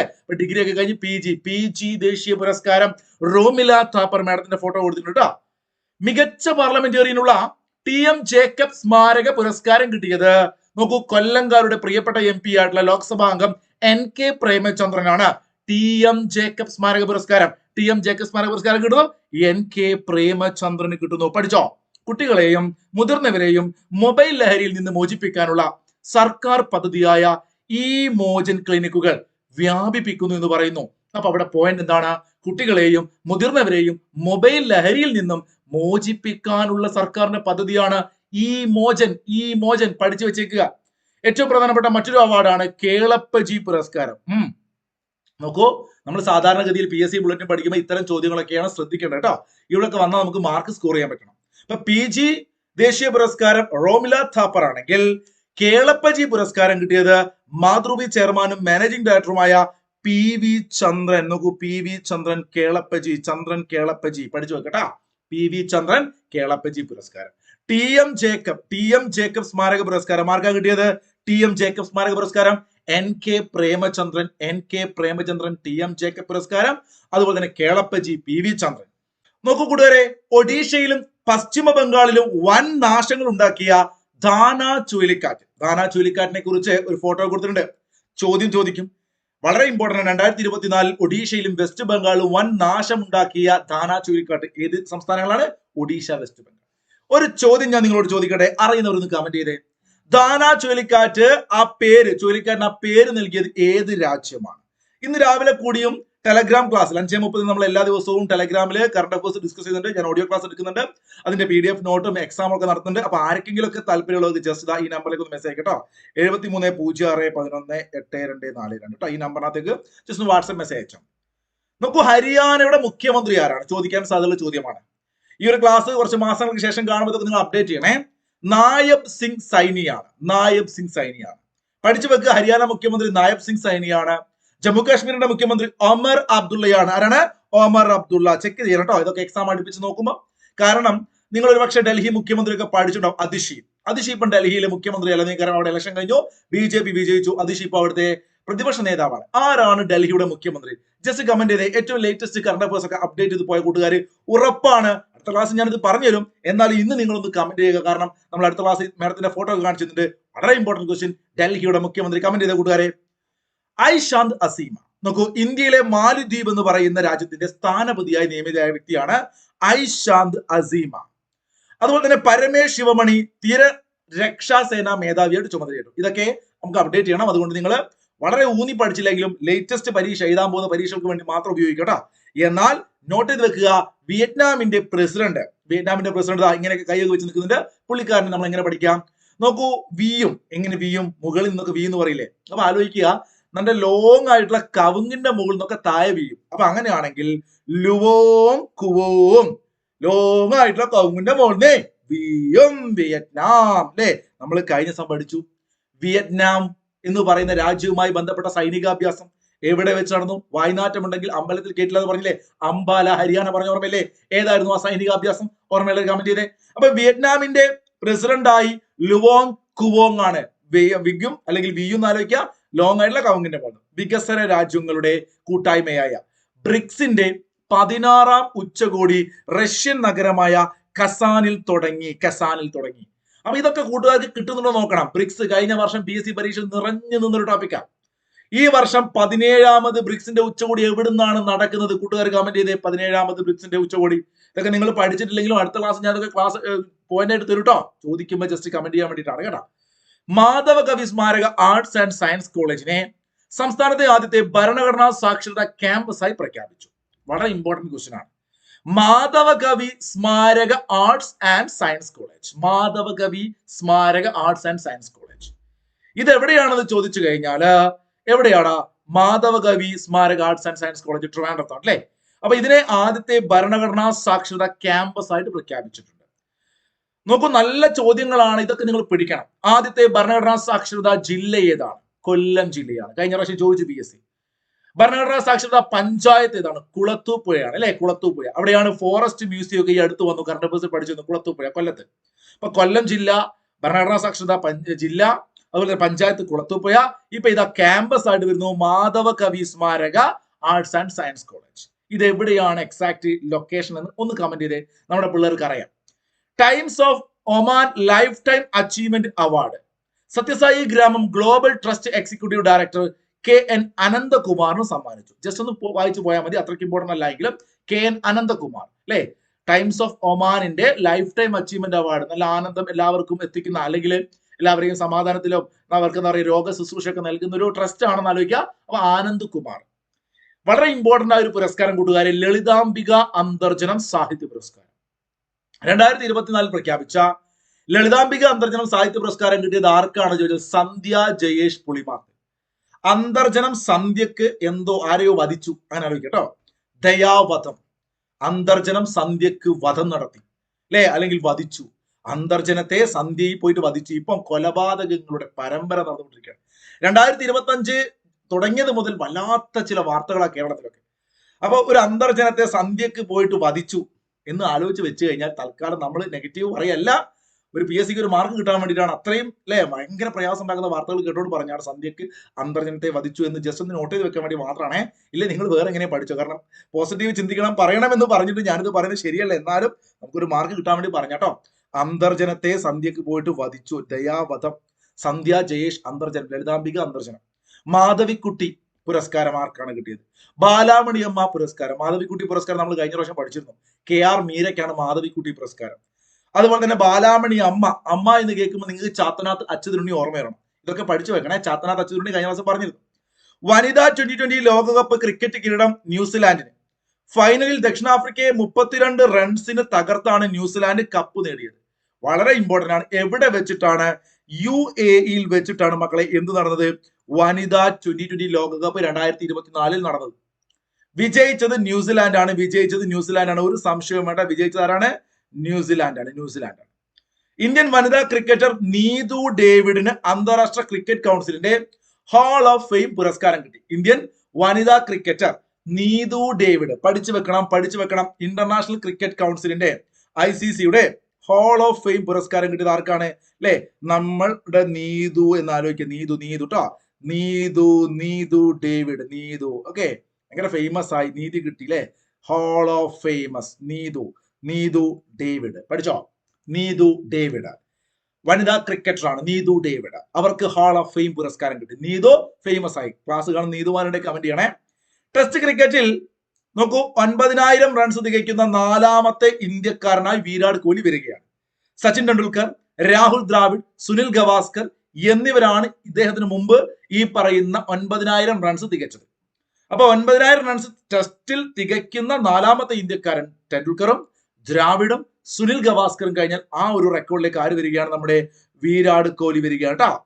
സാഫ് അണ്ടർ 17 ഫുട്ബോൾ കിരീടം നേടിയത് ഇന്ത്യയാണെന്ന കാര്യം ഓർത്തു വെച്ചേക്കുക. സാഫ് അണ്ടർ 17 ഫുട്ബോൾ കിരീടം. ഇന്ത്യൻ സൂപ്പർ ലീഗ് ഫുട്ബോളിൽ 64 ഗോളുകളുടെ ഏറ്റവും കൂടുതൽ ഗോൾ നേടിയതിന്റെ റെക്കോർഡ്. അപ്പൊ നിങ്ങൾ ആ ഗോളിന്റെ എണ്ണം പഠിക്കേണ്ട, ചിലപ്പോൾ അതൊക്കെ മാറും. പക്ഷേ നിങ്ങൾ നോട്ട് ചെയ്ത് വെക്കേണ്ടത് സുനിൽ ഛേത്രി എന്ന പേരാണ്. ഇന്ത്യൻ സൂപ്പർ ലീഗ് ഫുട്ബോളിൽ ഏറ്റവും കൂടുതൽ ഗോൾ നേടിയത് ആരെന്ന് ചോദിച്ചാൽ മക്കളെ സുനിൽ ഛേത്രിയാണെന്ന് പഠിച്ചു. അന്താരാഷ്ട്ര ക്രിക്കറ്റിൽ വേഗത്തിൽ 27000 റൺസ് തികയ്ക്കുന്ന ആദ്യ താരമായിട്ടും വിരാട് കോഹ്ലി മാറിയിട്ടുണ്ട്. ടെസ്റ്റ് ക്രിക്കറ്റിൽ 9000 റൺസ് തികയ്ക്കുന്ന 4ാമത്തെ താരം പറഞ്ഞു. അതുപോലെ ഇന്റർനാഷണൽ ക്രിക്കറ്റിൽ 27000 റൺസ് തികയ്ക്കുന്ന ആദ്യ താരം. എങ്ങനെയാണ്? വേഗത്തിൽ. വളരെ ഇമ്പോർട്ടന്റ് ആണ്. വളരെ വേഗത്തിൽ 20000 റൺസ് തികയ്ക്കുന്ന ഇന്റർനാഷണൽ ക്രിക്കറ്റിൽ ആദ്യ താരമായിട്ട് കോഹ്ലി മാറുകയാണ്. സ്പാനിഷ് ഫുട്ബോൾ ഇതിഹാസം ആന്ദ്രേ ഇനിയസ്റ്റ വിരമിച്ചു. ഫുട്ബോൾ പ്രേമികളുടെ ഇഷ്ടപ്പെട്ട താരമാണ് ഇനിയസ്റ്റ. ഓർമ്മയുണ്ടോ നിങ്ങൾക്ക്? സ്പെയിന്റെ താരമാണ്. അദ്ദേഹം വിരമിച്ചു. 2026 ലോകകപ്പ് ഫുട്ബോൾ എവിടെ വെച്ച് നടക്കുന്നു? വളരെ ഇമ്പോർട്ടന്റ് ആണ്. 2026 അല്ലെ, 22 ഖത്തറിലാണെന്ന് കൂട്ടുകാർക്ക് അറിയാം. എവിടെയൊക്കെയാടാ? നോക്കൂ, കാനഡയിലുണ്ട്. അതുപോലെ തന്നെ മെക്സിക്കോ. എവിടെയാണ്? പഠിച്ചു വെക്കണേ. മെക്സിക്കോ വളരെ ഇമ്പോർട്ടന്റ് ആണ്. മെക്സിക്കോ. Then America, USA 2026. ഇനി 2030 എവിടെയാണ് ഫുട്ബോൾ ലോകകപ്പ്? അത് വളരെ ഇമ്പോർട്ടന്റ് ആണ്. കാരണം 2 ഭൂഖണ്ഡങ്ങളിലായിട്ട് വൻകരകളിലായിട്ട് നടക്കുകയാണ്. നമ്മുടെ യൂറോപ്പിൽ 2 രാജ്യങ്ങൾ, ഒന്ന് പോർച്ചുഗല്, മറ്റൊന്ന് സ്പെയിൻ. ഓക്കെ, പഠിച്ചു വെക്കണേ. പോർച്ചുഗല്, സ്പെയിൻ. കഴിഞ്ഞ എക്സാമിന് എന്താ ചോദിച്ചത്? ഖത്തർ ഏത് വൻകരയിലാണ് നമ്മൾ അറിഞ്ഞിരിക്കുന്നില്ല, ഏഷ്യ ചോദിച്ചു. അപ്പൊ പോർച്ചുഗലും സ്പെയിനും, അതുപോലെ തന്നെ ആഫ്രിക്കയിൽപ്പെട്ട മൊറോക്കോ. എവിടെയാണ്? മൊറോക്കോ കഴിഞ്ഞ ലോകകപ്പിൽ ഗംഭീര പ്രകടനം കാഴ്ചവെച്ച രാജ്യം കൂടിയല്ലേ മൊറോക്കോ. അപ്പൊ പോർച്ചുഗൽ, സ്പെയിനും മൊറോക്കോയിൽ 2030 നടക്കുന്നു, 2026 നടക്കുന്നു. ഇതൊന്നും കൂടാതെ നിങ്ങൾ എന്ത് പഠിക്കണം? 2034. ഇത് വളരെ ഇമ്പോർട്ടന്റ് ആണ്. വളരെ ഇമ്പോർട്ടന്റ്. കാരണം എന്താണ്? വീണ്ടും ഏഷ്യയിലേക്ക് വരികയാണ്. 24 പ്രഖ്യാപിച്ചു. 10 വർഷം കഴിഞ്ഞ് വീണ്ടും ഏഷ്യയിൽ സൗദി അറേബ്യ. എവിടെയാണ്? സൗദിയിൽ കേട്ടോ. അപ്പൊ സൗദിയിൽ എന്ത് വരുന്നു? 2034 വരുന്നു. അത് കൃത്യമായിട്ട് പഠിച്ചു നോക്കണേ. 2020 ക്രിക്കറ്റിലെ ഏറ്റവും ഉയർന്ന സ്കോർ നേടിയ രാജ്യമാണ് സിംബാബ്വെ. ഏതാണ്? സിംബാബ്വെ. 344 റൺസ്. നമ്മൾ കഴിഞ്ഞ ദിവസം പറഞ്ഞിരുന്നു സിംബാബ്വെയെ കുറിച്ച്. കഴിഞ്ഞ ദിവസം ഒരു പോയിന്റ് പഠിപ്പിച്ചപ്പോൾ ഞാൻ പറഞ്ഞിരുന്നു 2020 ക്രിക്കറ്റിലെ ഏറ്റവും ഉയർന്ന സ്കോർ കുറിച്ച സിംബാബ്വെ 344. അപ്പൊ ഗാസിയ എന്നുള്ളത് ഗാംബിയ എന്ന് പറഞ്ഞ രാജ്യം കേട്ടോ. ഇവിടെ ഗാംബിയ എന്ന രാജ്യത്തിനെതിരെയാണ് ആര് നേടുന്നത്? ഈ പറയുന്ന സിംബാബ്വെ 344 റൺസ് എന്ന record. Thiruvananthapuram corporation Shanghai global പുരസ്കാരം കിട്ടുന്നു. ഇന്ത്യയിൽ നിന്ന് ഈ പുരസ്കാരം നേടിയ ആദ്യത്തെ നഗരമാണ് ട്രിവാൻഡ്രം. 2020 ക്രിക്കറ്റിൽ തുടർച്ചയായി 2 സെഞ്ചുറി നേടുന്ന ആദ്യ ഇന്ത്യൻ താരമായി മാറിയ മലയാളിയാണ് സഞ്ജു വി സാംസൺ. തെറ്റിക്കരുത് മക്കളെ, വളരെ വളരെ ഇമ്പോർട്ടന്റ് ആണ്. ഓക്കെ, നിങ്ങൾ തിലക് വർമ്മയൊക്കെ നിങ്ങളുടെ മനസ്സിൽ വരും. തിലക് വർമ്മയുടെ പ്രത്യേകത അറിയുന്ന എത്ര കൂട്ടുകാരുണ്ട്?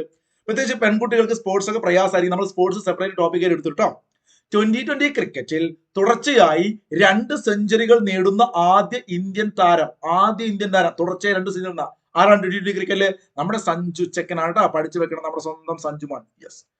ഈ വർഷത്തെ ബുക്കർ പുരസ്കാരം വളരെ വളരെ ഇമ്പോർട്ടന്റ് ആയ അടുത്ത പോയിന്റ്, ബുക്കർ പുരസ്കാരം. നോക്കൂ, 2024 ബുക്കർ പുരസ്കാരം കിട്ടിയത് ബ്രിട്ടീഷ് സാഹിത്യകാരിയായ സാമന്ത ഹാർവിയാണ്. സാമന്ത, നമ്മൾ നിങ്ങൾ ഓർബിറ്റ് ഒക്കെ കടയിൽ നിന്ന് വാങ്ങി കഴിക്കാറുണ്ട്. ഓർബിറ്റ് നിങ്ങൾ ആലോചിച്ച്, ഒരു ബുക്കും പിടിച്ചിട്ട് സാമന്ത, പല സിനിമകളിൽ നിങ്ങളിലെ തെലുങ്ക് തമിഴ് സിനിമകളിലൊക്കെ നിങ്ങൾ സാമന്തയെ കാണുന്നുണ്ടാവും. അപ്പൊ ബുക്കർ പ്രൈസ് വരുമ്പോൾ ഒരു ബുക്കൊക്കെ പിടിച്ചിട്ട് ഓർബിറ്റ് കയ്യിൽ വെച്ചിട്ട് ഇതൊക്കെ ഞാൻ നാടകം കാണിച്ചിരുന്നത് നിങ്ങൾക്ക് പഠിക്കാൻ വേണ്ടിയാ. അപ്പൊ സാമന്ത ഹാർവി ഓർബിറ്റൽ എന്ന നോവല് വളരെ ഇമ്പോർട്ടന്റ് ആണ്. ബുക്കർ സമ്മാനം. ഓക്കെ, നോക്കൂ, ബുക്കർ സമ്മാനം ആർക്ക് കിട്ടി? ബുക്ക് സമ്മാനം കിട്ടിയെന്നോ സാമന്തയ്ക്ക്, അല്ലെ? അങ്ങനെയൊക്കെ ആലോചിച്ച് വെക്ക്. ഓർബിറ്റൽ മക്കളെ, 2024 തന്നെ 29ാമത്തെ UN കാലാവസ്ഥ ഉച്ചകോടി അസർബൈജാനിലെ ബാക്കുവിൽ നടന്നു. നമ്മൾ കഴിഞ്ഞ കറണ്ട് അഫയേഴ്സ് ക്ലാസ്സുകൾ സീരീസ് ചെയ്തപ്പോൾ പഠിപ്പിച്ചു, ഓർമ്മയുണ്ടോ നിങ്ങൾക്ക്? ദുബായും അതിനു മുമ്പ് ഈജിപ്തും ദുബായിലേക്ക് വന്ന് ബാക്കുവിലേക്ക് വന്ന് പിന്നെ ബസ്സിൽ ബലേം എന്ന് വെച്ചാൽ അടുത്ത 30ാമത്തെ UN കാലാവസ്ഥ ഉച്ചകോടി നടക്കുന്നത് ബ്രസീലിലെ ബലേം എന്ന് പറയുന്ന സ്ഥലത്താണ്.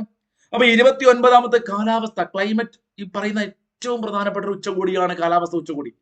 അപ്പൊ UN കാലാവസ്ഥ ഉച്ചകോടി നിങ്ങൾ തറവായിട്ട് പഠിച്ചിരിക്കണം. 29ാമത്തത് ബാക്കു പഠിച്ചു. സംസ്ഥാന സ്കൂൾ കായികമേളയിൽ തിരുവനന്തപുരം ജില്ല ഓവറോൾ ചാമ്പ്യന്മാരായി. വളരെ ഇമ്പോർട്ടന്റ് ആണ് സ്കൂൾ കായികമേള. കഴിഞ്ഞ എക്സാമിനൊക്കെ PS ഇത് ചോദിച്ചു, ഇനിയും ചോദിക്കും നിങ്ങളോട്. അത്ലറ്റിക്സിൽ മലപ്പുറത്തിനാണ് കിരീടം കിട്ടിയത്. മക്കളെ, സ്കൂൾ കായികമേള എവിടെയാണ് നടന്നത്? എറണാകുളത്ത് വെച്ചിട്ടാണ് നടന്നത്, അല്ലെ? ഒളിമ്പിക്സിന്റെ മാതൃകയിൽ എറണാകുളത്ത് വെച്ച് നടന്നു. അതിനകത്ത് അത്ലറ്റിക്സിൽ ചാമ്പ്യന്മാരായത് മലപ്പുറമാണെങ്കിൽ സ്കൂൾ കായികമേളയിൽ ജില്ലയിൽ ഓവറോൾ ചാമ്പ്യന്മാരായത് ട്രിവാൻഡ്രമാണ്. പഠിച്ചു വെക്കുക. മലപ്പുറത്തെ കടകശ്ശേരി ഐഡിയൽ EHSS ആണ് അത്ലറ്റിക്സിലെ ചാമ്പ്യനായ സ്കൂള്. അത്ലറ്റിക്സിലെ ഏറ്റവും ടോപ്പ് പോയിന്റുകൾ നേടിയ ചാമ്പ്യനായ ഒരു സ്കൂൾ ഉണ്ട്. അത് കടകം മോതിരം, മറ്റേ യോധ സിനിമയുടെ ഡയലോഗ് അടിക്കുക. അപ്പൊ അത്തരത്തിൽ അത്ലറ്റിക്സ് അടിച്ചെടുത്തത് കടകശ്ശേരി ആട്ടോ. അതാണ് കടകശ്ശേരി ഐഡിയൽ EHSS ആണ് കേട്ടോ, മറന്നുപോകണം. ഈ വർഷത്തെ നോക്കൂ, വളരെ ഇമ്പോർട്ടന്റ് ആണ്.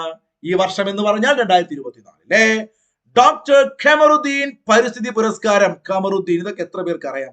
ആദ്യമായിട്ട് കേൾക്കുന്നവരൊക്കെ ഉണ്ടാവും, പക്ഷെ പഠിച്ചവർക്ക് ഇതൊക്കെ കിട്ടും. ഖമറുദ്ദീൻ പരിസ്ഥിതി പുരസ്കാരം കിട്ടിയത് ആർക്കാണ്? Frog man of India. നല്ലൊരു പോയിന്റാണ്. PSC ബുള്ളറ്റിൻ ഇടയ്ക്കിടയ്ക്ക് ഇത് വരാറുണ്ട്. Frog man of India. ആരാടാ ഫ്രോഗ് മാൻ ഓഫ് ഇന്ത്യ എന്ന് അറിയപ്പെടുന്നത്? ഡോക്ടർ SD ബിജു ആണ്. വളരെ ഇമ്പോർട്ടന്റ് ആണ്, SD ബിജു. ഇതല്ലാതെയും ചോദിക്കാം, ആരാണ് ഫ്രോഗ് മാൻ ഓഫ് ഇന്ത്യ എന്നറിയപ്പെടുന്നത്? SD ബിജു. അങ്ങനെയാണെങ്കിൽ ഈ വർഷത്തെ ഡോക്ടർ ഖമറുദ്ദീൻ പുരസ്കാരം പരിസ്ഥിതി പുരസ്കാരമാണ്. ഖമറുദ്ദീൻ, അല്ലെ? ആ തവളെ ഒരു അക്ഷരം മിണ്ടരുത് പറയാം. ഖമ ഒരു അക്ഷരം മിണ്ടി കഴിഞ്ഞാൽ അല്ലെ ശരിയായി കഴിഞ്ഞു പറയാം.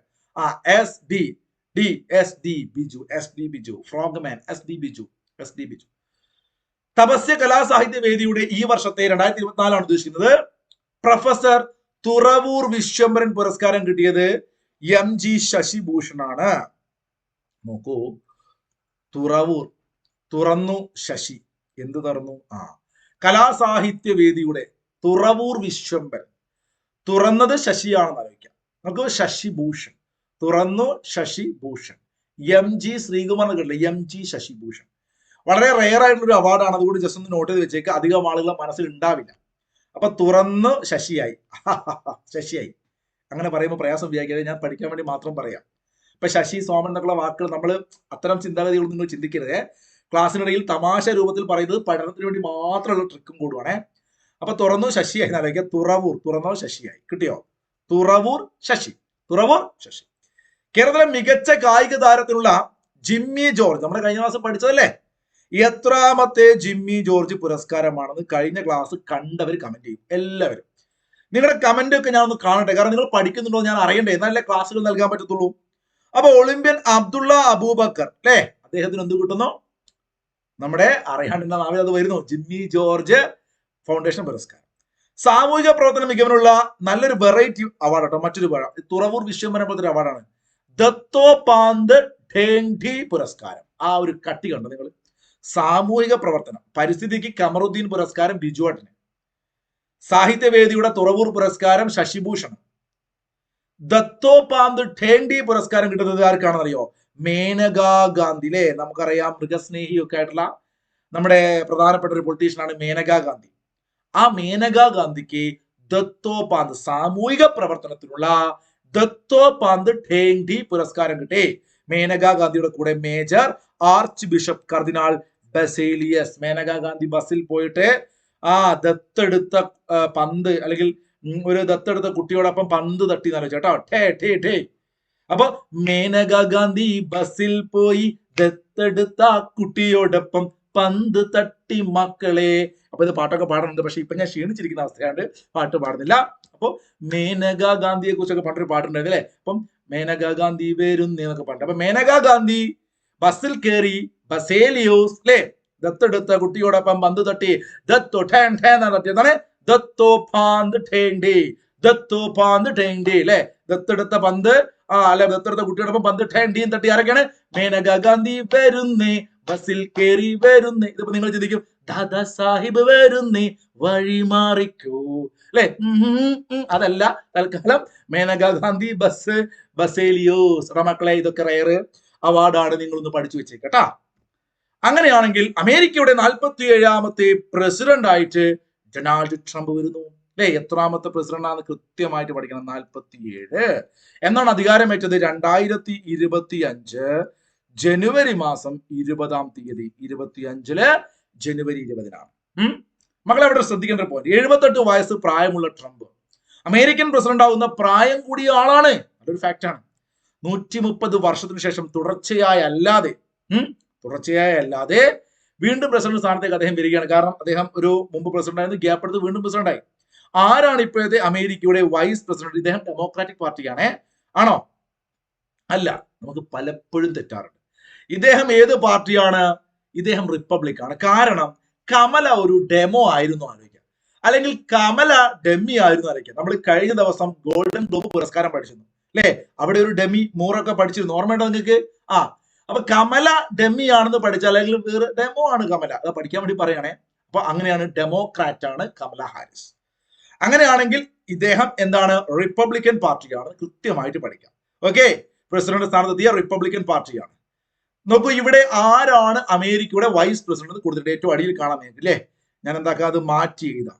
JD Vance. JD വാൻസ് പഠിച്ചോ? JD വാൻസ് ആണ് അമേരിക്കയുടെ വൈസ് പ്രസിഡന്റ്. അപ്പൊ എന്റെ ക്വസ്റ്റ്യൻ ഇതാണ്, ഇന്നത്തെ ക്വസ്റ്റ്യൻ ഇതാണ്. നിങ്ങൾ എല്ലാവരും അറിയുന്നവർ കമന്റ് ചെയ്യണം. എത്രാമത്തെ വൈസ് പ്രസിഡന്റ് ആണ്? 49 ആണോ, 50 ആണോ, 48 ആണോ, ഇനി 45 ആണോ, ഏതാണോ നിങ്ങൾ ചിന്തിക്കുക. 47 അല്ല എന്തായാലും. കമന്റ് ചെയ്യണം, ചോദ്യം ചോദിക്കും അല്ലെ? മുമ്പത്തെ വൈസ് പ്രസിഡന്റ് കമല ഹാരിസ് ആയിരുന്നു, അത് പഠിച്ച ഓർമ്മ ഉണ്ടെങ്കിൽ നിങ്ങൾ ഇപ്പൊ കമന്റ് ചെയ്യും, ഒന്ന് കൂട്ടിയാൽ മതിയല്ലോ. ഒന്ന് കമന്റ് ചെയ്തേ. ഇപ്പൊ JD വാൻസ് എത്രാമത്തെ വൈസ് പ്രസിഡന്റ് ആണ്? കമന്റ് ബോക്സ് ചെക്ക് ചെയ്തൊക്കെ കിട്ടും ഉത്തരം. സൗരയൂഥത്തിന് പുറത്ത് ഭൂമിയേക്കാൾ 5 ഇരട്ടി വലിപ്പവും 60 ഇരട്ടി ഭാരവുമുള്ള ഗ്രഹം കണ്ടെത്തിയിരിക്കുകയാണ് ഇന്ത്യൻ ശാസ്ത്രജ്ഞർ. ഓക്കെ, അതിന്റെ പേരാണ് TOI. എന്താണ്? ടോയ് എന്ന് വേണമെങ്കിൽ പഠിച്ചോ.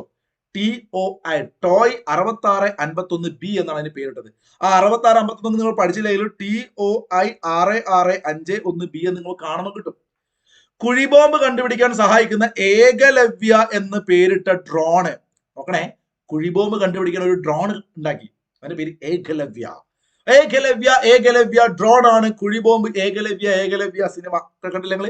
അത് ആരുടെ വെച്ച് നിങ്ങൾ പറയും? അപ്പൊ അത് വികസിപ്പിച്ചത് കേരള ഡിജിറ്റൽ സർവകലാശാലയാണ് കേട്ടോ. കേരള ഡിജിറ്റൽ സർവകലാശാലയാണ് കുഴിബോംബ് കണ്ടുപിടിക്കാൻ സഹായിക്കുന്ന ഏകലവ്യ എന്ന് പേരിട്ട ഡ്രോൺ വികസിപ്പിച്ചത്. ചൈനീസ് കമ്പനിയായ റോബർട്ട് ഇറ പുറത്തിറക്കിയ സ്റ്റാർ 1 എന്ന പേരുള്ള, എന്താണ് സ്റ്റാർ 1 ആണ്. സ്റ്റാർ 1 എന്ന് പേരുള്ള ഹ്യൂമനോയിഡ് റോബോട്ട് ലോകത്തിലെ ഏറ്റവും വേഗമുള്ള റോബോട്ട് എന്ന ഖ്യാതി സ്വന്തമാക്കി. അപ്പൊ ചൈനീസ് കമ്പനിയാണ്, എല്ലാത്തിലും മുമ്പിൽ നിൽക്കുന്നു, അവർ ഏറ്റവും വേഗത്തിലുള്ള റോബോട്ടാണ്. ചൈനീസ് കമ്പനിയായ റോബർട്ട് ഇറ പുറത്തിറക്കിയ സ്റ്റാർ 1, സ്റ്റാർ ആണ്, എല്ലാത്തിലും 1 ആണ്, ആദ്യം എത്തും അല്ലെ? 2024 32ാമത് SK പൊറ്റക്കാട് സാഹിത്യ അവാർഡിന് അർഹനായതാരാണ്? 2024 32ാമത് SK മലയാളിയുടെ പ്രിയപ്പെട്ട സഞ്ചാര സാഹിത്യകാരൻ SK പൊറ്റക്കാടിന്റെ പേരിൽ അവാർഡാണ്. 3 പേർക്കാണ്. നോക്കൂ ആരൊക്കെയാടാ? ഗോപി പുതുക്കാട്, നോക്കണേ, ഗോപി പുതുക്കാട്, അതുപോലെ തന്നെ ഷൈമജ ശിവറാം. ആരാടാ? ഷൈമജ ശിവറാം, ഷൈമജ ശിവറാം, ഗോപി പുതുക്കാട്, നിസാർ ഇൽത്തുമിഷ്, നിസാർ ഇൽത്തുമിഷ്. 3 പേരുകൾ. അപ്പൊ ഗോപി എന്നുള്ള പേര് അവിടെ നമുക്ക് എന്ത് ചെയ്യാം? ഒരു ഗോപിക്കുറി അല്ലെങ്കിൽ ഗോപിക്കുറി തൊട്ടുകൊണ്ട് അമ്മ ഇങ്ങനെ വരികയാണെന്ന് അറിയിക്കുക. അപ്പൊ അമ്മക്കനൽ ഗോപി പുതുക്കാട്. അപ്പൊ അമ്മ എന്ത് കിട്ടും? ഗോപിക്കുറി. ഗോപിക്കുറി തൊട്ട അമ്മയാണ്. കിട്ടിയോ? ഗോപി അമ്മക്കനൽ, അമ്മക്കനൽ ഗോപി, ഗോപി പുതുക്കോട്. ക്ലിയർ? അടുത്തൊരു പേര് നോക്കൂ. അമ്മയുടെ പേര് ഷൈമജ എന്ന് പഠിച്ചു അല്ലെങ്കിൽ ഷൈമ എന്ന് പഠിച്ചു നോക്കുക. ഗോപിക്കുറി തൊട്ട അമ്മ ഷൈമ നിത്യവും ഷൈമജ ശിവറാമിന്റെ കൃതിയാണ് നിധാര, നിധാര, നിധാര, നിധാര. അപ്പൊ ഗോപിക്കുറി തൊട്ട അമ്മ ഷൈമ നിത്യവും എന്ന് വേണമെങ്കിൽ, ഇത് വലിയ കോഡൊന്നുമല്ല, തൽക്കാലം ഇതൊക്കെ പഠിക്കാൻ പ്രയാസമുള്ളവർക്ക് വേണ്ടി മാത്രം കോഡ് പറയാണ്. ജസ്റ്റ് ആവശ്യമുള്ളവർ മാത്രം കേട്ടാൽ, അല്ലാത്തവര് ബൈ ഹാർട്ട് ചെയ്തു കൊടുക്കുക. നോക്കൂ, നിസാർ ഇൽത്തുമിഷ് എന്ന് കേൾക്കുമ്പോൾ, നിസാർ ഇൽത്തുമിഷ് എന്ന് കേൾക്കുമ്പോൾ നിങ്ങളുടെ മനസ്സിലേക്ക് നൂറുൽ മുനീറുൽ പൂർണ്ണാനന്ദ എന്നൊരു വെറൈറ്റി കൃതി അല്ലെ, ഒരു നോവലാണ് നൂറുൽ മുനീറുൽ പൂർണ്ണാനന്ദ. അപ്പോ ഗോപിക്കുറി തൊട്ട അമ്മ നിത്യവും, ഷൈമയാണ് അമ്മയുടെ പേര്, ഷൈമ, നിത്യവും 100 രൂപ നിസാറിന് കൊടുക്കുന്ന ആലോചിച്ച് വെക്കുക. അല്ലെങ്കിൽ നിസാരമായി 100 രൂപ അമ്പലത്തിൽ കൊണ്ടു കൊടുക്കാറുണ്ട്, അല്ലെങ്കിൽ പാവങ്ങൾക്ക് കൊടുക്കാറുണ്ട്. എന്ത് വേണമെങ്കിലും ആലോചിച്ച് വെച്ചോ. നിസാരമായി 100 രൂപ കൊടുത്തു എന്നോ അല്ലെങ്കിൽ നിസാറിന് 100 രൂപ കൊടുത്തു എന്നോ നിങ്ങൾക്ക് ആലോചിക്കാൻ പറ്റുന്നത് എന്താണോ അത് ആലോചിച്ച് വെക്കുക. നമ്മുടെ ടെലഗ്രാം ക്ലാസ് രാവിലെ 7:05:30 ക്ലാസ് ഉണ്ടാവും. അവിടെ നമ്മുടെ കൂട്ടുകാർ പല നല്ല കമന്റുകൾ കോഡൊക്കെ ചെയ്യാറുണ്ട്. അപ്പൊ ഇത് പെട്ടെന്ന് വായിച്ചപ്പോൾ എനിക്ക് അതൊക്കെയാണ് ഓർമ്മ വന്നത്. അപ്പൊ നിങ്ങൾക്ക് വേണമെങ്കിൽ രാവിലെ 5:30 നമ്മുടെ കോഴ്സിനകത്തേക്ക് ജോയിൻ ചെയ്യട്ടോ. അതിങ്ങനെ തുടർന്ന് പോകുന്ന ക്ലാസ് ആണ്. 1.5 വർഷമായിട്ടുള്ള ഒരു ടെലഗ്രാം മോർണിംഗ് CA ബാച്ചാണ്. നല്ല എഫക്റ്റീവ് ആണ്. CA 20 മാർക്ക് നേടാൻ ആഗ്രഹിക്കുന്ന ആരെങ്കിലും കൃത്യമായിട്ട് സൺഡേകളിൽ പരീക്ഷ ഉണ്ടാവും. എല്ലാ ദിവസവും 5:30 ക്ലാസ് കിട്ടുമ്പോൾ ഒരു ഉണർവാണ്. രാവിലെ 5:30 ക്ലാസ് കിട്ടും കേട്ടോ. ആവശ്യമുള്ളവർ ജസ്റ്റ് 7330118242 എന്ന നമ്പറിനകത്തേക്ക് മെസ്സേജ് അയക്കട്ടോ. അപ്പൊ നോക്കൂ കൂട്ടുകാരെ, നമ്മൾ അടുത്ത പോയിന്റ് നോക്കുകയാണ്. 2024 നവംബറിൽ അന്തരിച്ച പ്രശസ്ത മൃദംഗ വിദ്വാനാണ് ആര്? V Kamalakar Rao, V Kamalakar Rao, V Kamalakar Rao. എല്ലാ കൂട്ടുകാരും ഒന്ന് കമന്റ് ചെയ്ത് അറിയുന്നവരാണെങ്കിൽ. നമ്മുടെ പ്രശസ്തനായ ഒരു കലാകാരൻ സക്കീർ ഹുസൈൻ ഈ അടുത്ത് അന്തരിച്ചു. സക്കീർ ഹുസൈന്റെ വാദ്യോപകരണം അല്ലെങ്കിൽ എന്ത് വിദഗ്ധനായിരുന്നു സക്കീർ ഹുസൈൻ എന്ന് കമന്റ് ചെയ്തേ.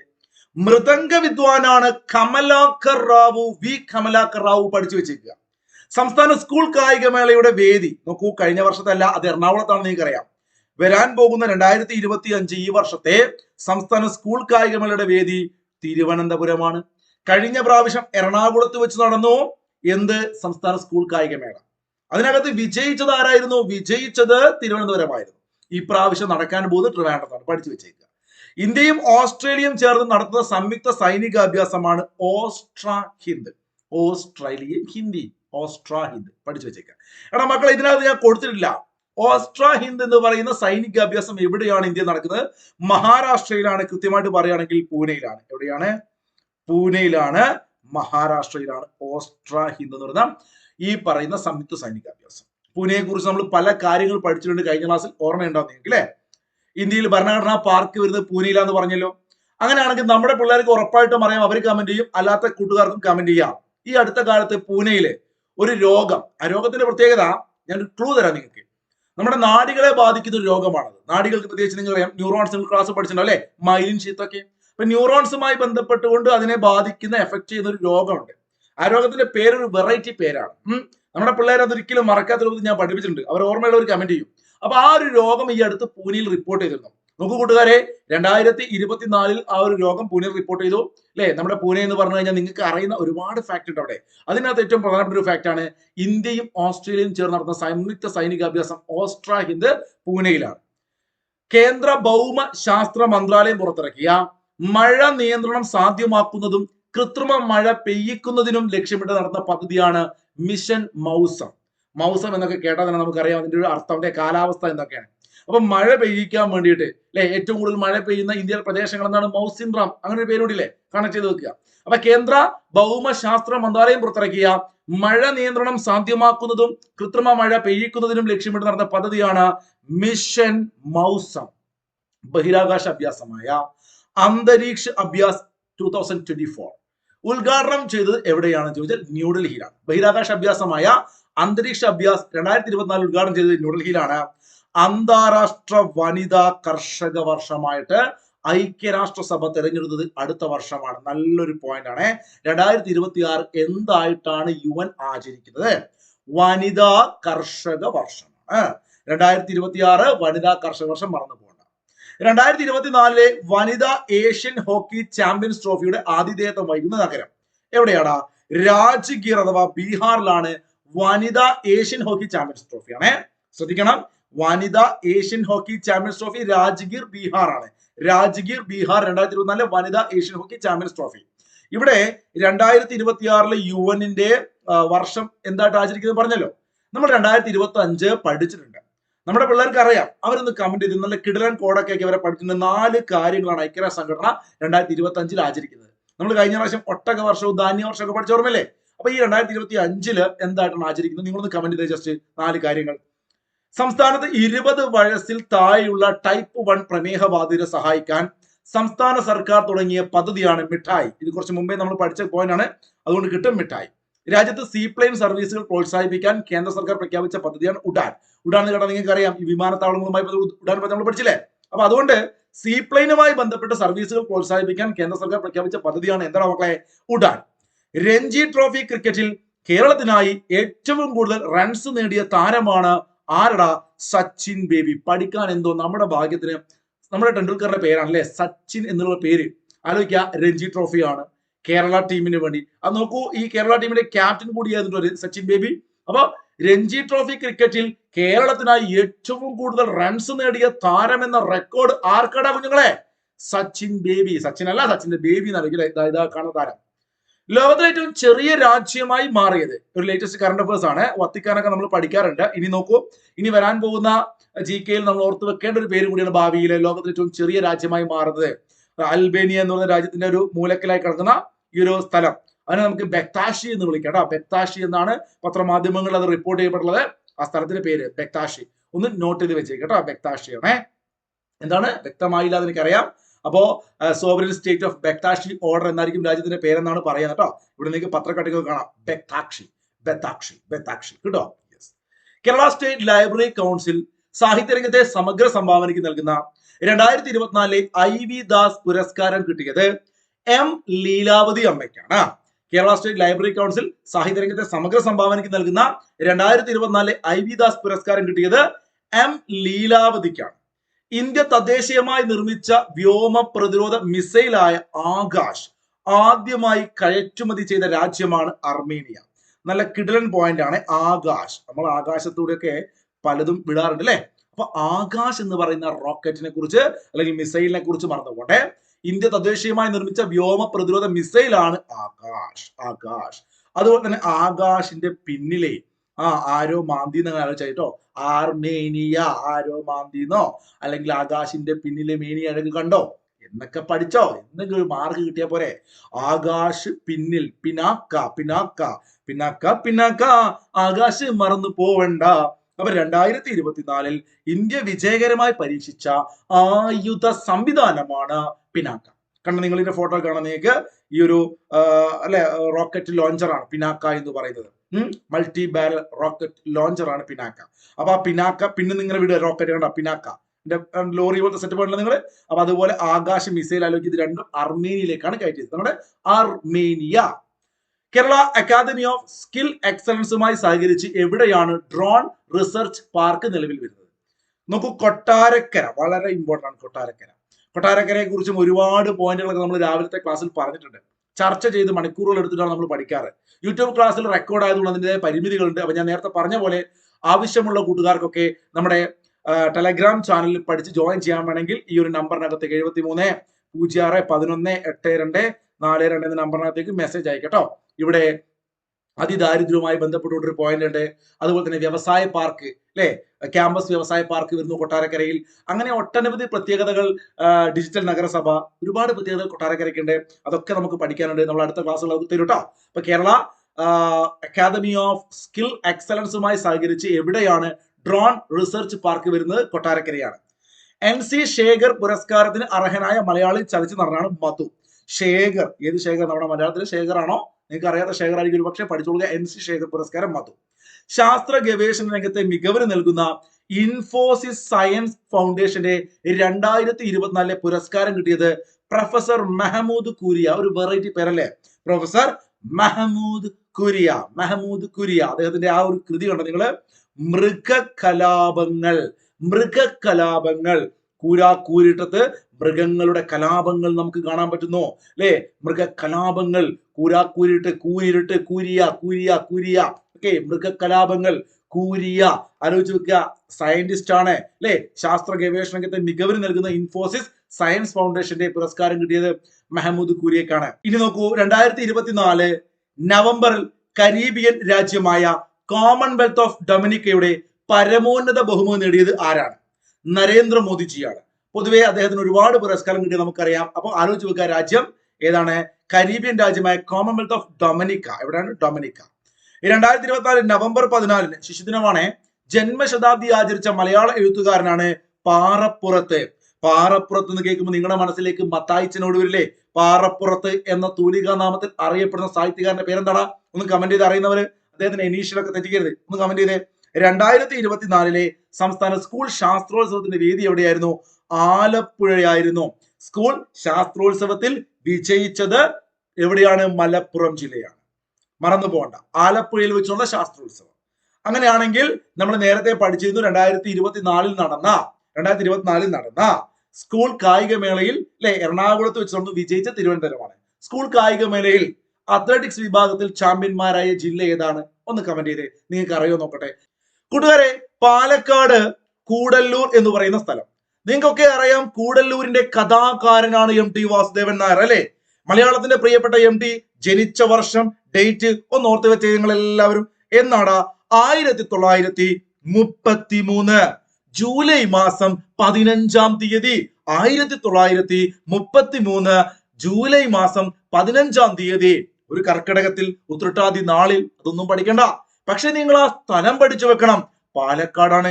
കാരണം MT എന്ന് കേൾക്കുമ്പോൾ ഞങ്ങളുടെ നാട് കോഴിക്കോടാണ് പൊതുവെ നമ്മുടെ മനസ്സിലേക്ക് വരിക അല്ലെ?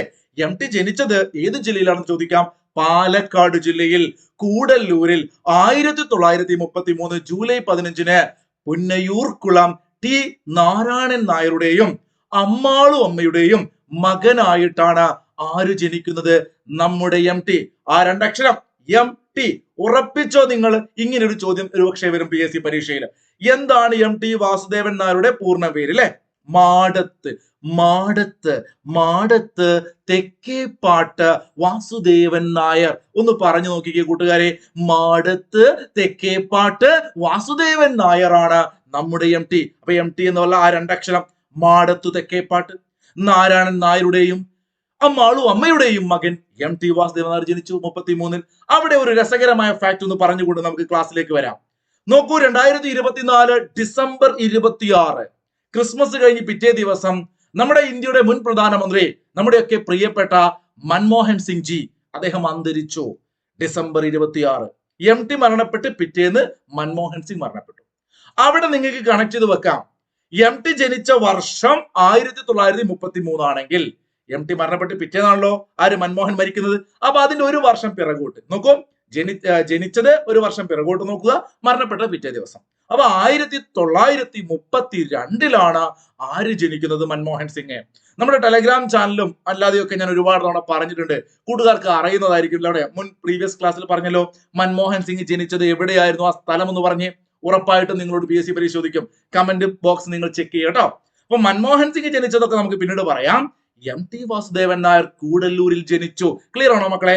മറ്റു ഒട്ടനവധി പ്രത്യേകതകൾ അദ്ദേഹത്തിനുണ്ട്. എന്തൊക്കെയാണ് നമുക്ക് നോക്കാം. അവിടെ അച്ഛന്റെയും അമ്മയുടെയും പേര് പഠിച്ച സ്ഥിതിക്ക് ഇദ്ദേഹത്തിന്റെ ആദ്യ ഭാര്യയുടെ പേര് നിങ്ങളൊന്ന് പഠിച്ചു വെക്കണം. ഇദ്ദേഹത്തിന്റെ ആദ്യ ഭാര്യയുടെ പേര് പ്രമീള എന്നായിരുന്നു. എന്തായിരുന്നു മക്കളെ? പ്രമീള എന്നാണ്. പഠിച്ചു വെക്കണേ. എന്നാൽ പിന്നീട് ഇദ്ദേഹം വിവാഹം കഴിച്ചത് പ്രശസ്ത നർത്തകിയായിട്ടുള്ള കലാമണ്ഡലം സരസ്വതിയാണ്. കലാമണ്ഡലം സരസ്വതി കേട്ടോ. സരസ്വതി അമ്മയും ഇദ്ദേഹവും ഒക്കെ ആയിട്ടുള്ള ഫോട്ടോസ് ഒക്കെ നിങ്ങൾ ഒരുപാട് കണ്ടിട്ടുണ്ടാവും ഒരു പക്ഷേ. അപ്പൊ പ്രമീള സരസ്വതി, ഇത് വെച്ചുകൊണ്ട് ഞാൻ ഒരു പൊടിക്കൈ പറഞ്ഞു തരട്ടെ നിങ്ങളോട് പഠിക്കാൻ എളുപ്പത്തിന് വേണ്ടിയിട്ട് കേട്ടോ. ഇദ്ദേഹത്തിന്റെ ആദ്യ ഭാര്യ പ്രമീള. അവിടെ ല എന്നുള്ളൊരു പേര് ആലോചിക്കുക.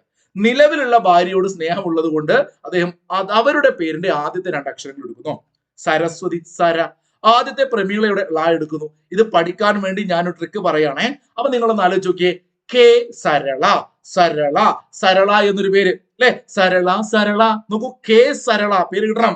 അവിടെയാണ് കണക്റ്റഡ്. നിങ്ങൾ ഇങ്ങനെ ആലോചിച്ച് നോക്കുക. കാരണം എന്താണ്? സരസ്വതി, പ്രമീള അല്ലെ, അങ്ങനെയൊക്കെ ഒന്ന് ചിന്തിക്കടാ. അപ്പൊ നമുക്ക് കിട്ടും കെ സരള എന്ന തൂലികാ നാമത്തിൽ. എന്താണ് മക്കളെ? കെ സരള എന്ന തൂലികാ നാമത്തിൽ ബാല്യസാഹിത്യ കൃതികൾ എഴുതിയ സാഹിത്യകാരനാണ് നമ്മുടെ MT. നിളയുടെ കഥാകാരനാണ് MT. അറിയാത്ത ആരെങ്കിലും ഉണ്ടോ? നിളയുടെ കഥാകാരൻ MT ആണ്. കേരള ഹെമിംഗ്വേ. ഒരുപാട് തവണ ചോദിച്ചു, ഇനിയും ചോദിക്കും. കേരള ഹെമിംഗ്വേ എന്ന അപരനാമത്തിൽ അറിയപ്പെടുന്നത് അല്ലെങ്കിൽ എന്നറിയപ്പെടുന്നത് MT ആണ്. കേരള ഹെമിംഗ്വേ, നിളയുടെ കഥാകാരൻ, കൂടല്ലൂരിന്റെ കഥാകാരൻ. പ്രത്യേകിച്ച് പറയണോ, കൂടല്ലൂരിലെ ജനിച്ചത്. നോക്കൂ, ഗൃഹാതുരത്വത്തിന്റെ കഥാകാരൻ എന്നും MT വിളിക്കാറുണ്ട്. ഗൃഹാതുരത്വത്തിന്റെ കഥാകാരൻ. അപ്പൊ അത് സെറ്റാണ്. MT കുറിച്ച് ചില പ്രധാനപ്പെട്ട വസ്തുതകൾ, അത്യാവശ്യം അപൂർവമായ വസ്തുതകൾ നമ്മൾ അറിഞ്ഞിരിക്കേണ്ടതുണ്ട്. MT വാസുദേവൻ നായർ തന്റെ ജീവിതത്തിന്റെ തുടക്കത്തിൽ ആദ്യമായിട്ട് ഒരു പ്രധാനപ്പെട്ട ഒരു എഴുത്ത് എന്ന് പറയുന്നത് ഒരു ഉപന്യാസമായിരുന്നു. നോക്കൂ, ഗുരുവായൂരിൽ നിന്ന് CG നായർ പ്രസിദ്ധീകരിച്ച ഒരു പ്രസിദ്ധീകരണമുണ്ട്. അതിന്റെ പേരാണ് കേരള ക്ഷേമം. നോക്കണേ, കേരള ക്ഷേമമാണ്. ക്ഷേമം. ആ ക്ഷേമം എന്നൊക്കെ പറയുമ്പോൾ നിങ്ങൾ നോക്കൂ, വ്യവസായവുമായി ബന്ധപ്പെട്ടുകൊണ്ട് ഇന്ത്യയിലെ പ്രാചീന ഭാരതത്തിലെ വൈര വ്യവസായം എന്ന് പറയുന്ന ഒരു കൃതി. എന്താണ് ആ കൃതി? പ്രാചീന ഭാരതത്തിലെ വൈര വ്യവസായം എന്ന് പറയുന്ന ഒരു കൃതി MT വാസുദേവൻ നായർ. കൃതി എന്ന് പറയാൻ പറ്റില്ല, ആക്ച്വലി ഇതൊരു ഉപന്യാസമാണ്. അദ്ദേഹം രചിച്ചു ആദ്യമായിട്ട്. അപ്പൊ അദ്ദേഹത്തിന്റെ ഒരു ഉപന്യാസം ആദ്യത്തെ ഒരു പ്രധാനപ്പെട്ട രചന എന്ന് പറയുന്നത് ഈ ഒരു ഉപന്യാസമായിരുന്നു. ഒന്ന് നോട്ട് ചെയ്ത് വെച്ചേക്കുക. എന്നാൽ നമ്മുടെ ഇമ്പോർട്ടന്റ് ആയ പോയിന്റ് ഇതാ നോക്കൂ, തൊട്ടടുത്ത് വരുന്നുണ്ട് 1948. പഠിക്കാൻ ഒരു പൊടിക്കൈ പറഞ്ഞു തന്നേക്കാം മക്കളെ. ഇന്ത്യക്ക് സ്വാതന്ത്ര്യം കിട്ടുന്നു 47. ഇന്ത്യക്ക് സ്വാതന്ത്ര്യം കിട്ടി പിറ്റേത്തെ വർഷം മലയാളത്തിലെ പ്രിയപ്പെട്ട എഴുത്തുകാരൻ MT അല്ലെ വിഷു ആഘോഷിച്ചു. ഇന്ത്യക്ക് എന്തായാലും സ്വാതന്ത്ര്യം കിട്ടി 48, അടിച്ചു പൊളിച്ചു. അദ്ദേഹം ആദ്യമായിട്ടൊരു കഥ എഴുതുകയാണ്. അത് വിഷു ആഘോഷത്തെ കുറിച്ചാണ്. ഇന്ത്യക്ക് സ്വാതന്ത്ര്യം കിട്ടി, ഹാപ്പി അല്ലെ, പടക്കം പൊട്ടിക്ക്, ഇപ്പൊ വിഷു ആഘോഷിക്ക്. എവിടെയാണ് എന്നറിയോ? ചിത്ര കേരളം. വിഷുവിന്റെ ആഘോഷം, ആ ഒരു അല്ലെ രസകരമായ ഓർമ്മകളൊക്കെ ഒരു ഫോട്ടോ. ചിത്ര കേരളം എന്ന് പറയുന്ന മാസികയിൽ ഒന്ന് പഠിച്ചു വെച്ചേ. 48 ചിത്ര കേരളം എന്ന് പറയുന്ന മാസികയിൽ, മദ്രാസ് ആസ്ഥാനമായുള്ള ചിത്ര കേരളം എന്ന മാസികയില് അദ്ദേഹത്തിന്റെ ആദ്യത്തെ കഥ വരുന്നു, വിഷു ആഘോഷം. 1 മാർക്ക്. എങ്ങനെയാണ് മറ്റൊരു പോയിന്റ് കണക്ട് ചെയ്യാൻ പറഞ്ഞുതരാം. ഇദ്ദേഹത്തിന്റെ ആദ്യത്തെ കഥയാണ് വിഷു ആഘോഷം. 48 നിങ്ങളുടെ മനസ്സിലുണ്ട് ഇല്ലടാ? ഉണ്ട്. അങ്ങനെയാണെങ്കിൽ കേരളം രൂപീകരിക്കുന്നു 1956. 56 സെറ്റാണേ. ആ 56 കഴിഞ്ഞ് പിറ്റത്തെ വർഷം എന്ന് വെച്ചാൽ EMS അധികാരത്തിൽ വരുന്ന 57. ഇന്ത്യ സ്വാതന്ത്ര്യമാകുന്നു 47. 48 ഇദ്ദേഹത്തിന്റെ ആദ്യത്തെ കഥ വിഷു ആഘോഷം.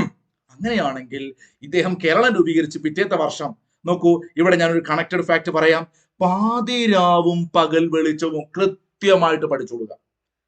പാതിരാത്രി നല്ല പകൽ വെളിച്ചമാണ് അല്ലെ, സൂര്യൻ ഉദിച്ചു നിൽക്കുകയാണ്. EMS എലംകുളം മനക്കൽ ശങ്കരൻ നമ്പൂതിരിപ്പാട്. നമ്മൾ EMSന്റെ കോഡൊക്കെ പഠിക്കാറില്ലേ അല്ലെ? എർത്ത്, മൂൺ, സണ്ണ് എന്ന് പറഞ്ഞാൽ എന്താണ്?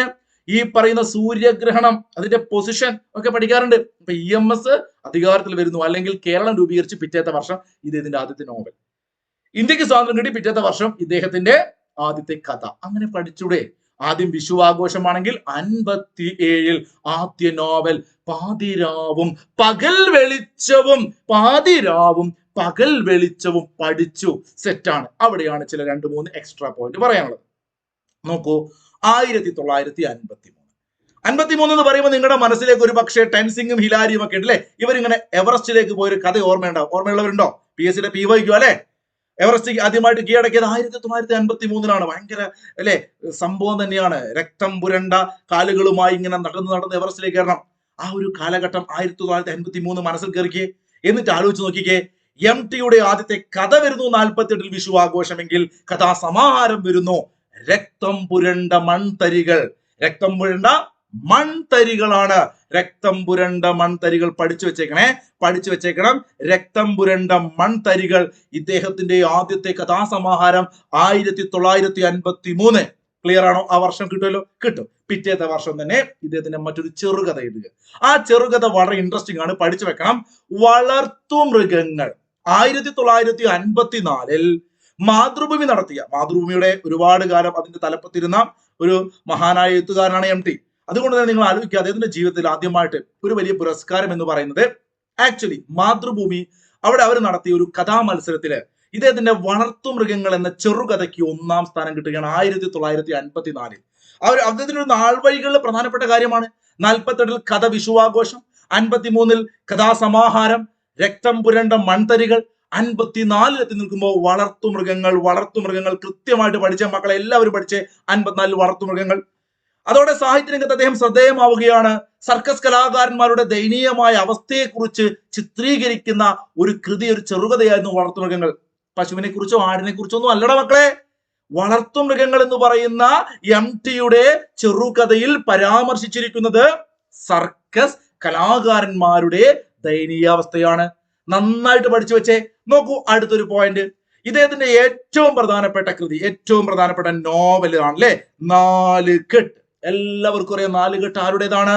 MTയുടേതാണ്. ഞാൻ തുടക്കത്തിൽ പറഞ്ഞ പോലെ PSC പരീക്ഷയിൽ എപ്പോഴും ചോദിക്കുന്ന ചില കഥാപാത്രങ്ങളുണ്ട്.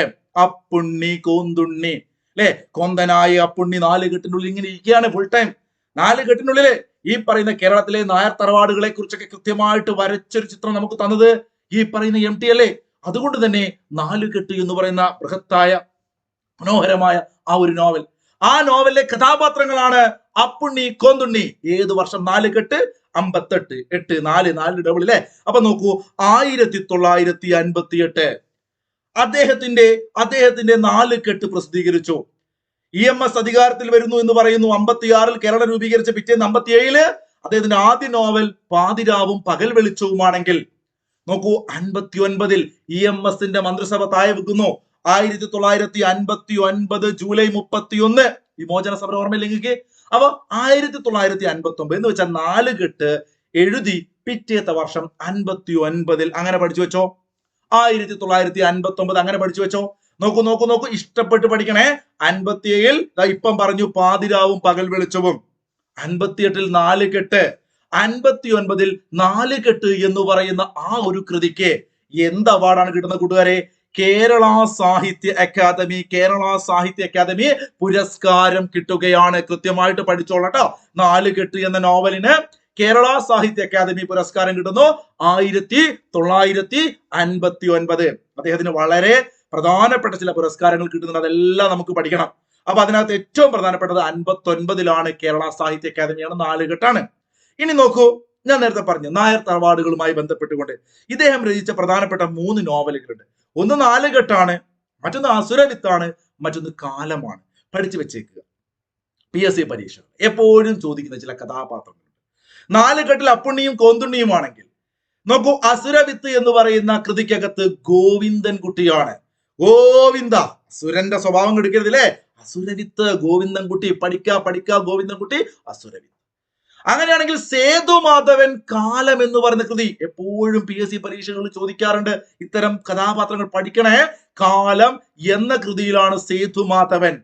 വാനപ്രസ്ഥം എന്ന് പറയുന്ന കൃതി എന്നാണ് കരുണാകരൻ മാഷും വിനോദിനിയും. വേണമെങ്കിൽ ആലോചിച്ച് വെച്ചോ. നമ്മുടെ കരുണാകരൻ നിങ്ങറിയില്ലേ അല്ലെ, നമ്മുടെ മുൻ മുഖ്യമന്ത്രി. അപ്പൊ കരുണാകരൻ അദ്ദേഹം വിനോദയാത്ര പോയത് വനത്തിലേക്കാണ് ആലോചിച്ച് വെച്ചത്. വിനോദിനി വിനോദയാത്ര, കരുണാകരൻ വാനപ്രസ്ഥം.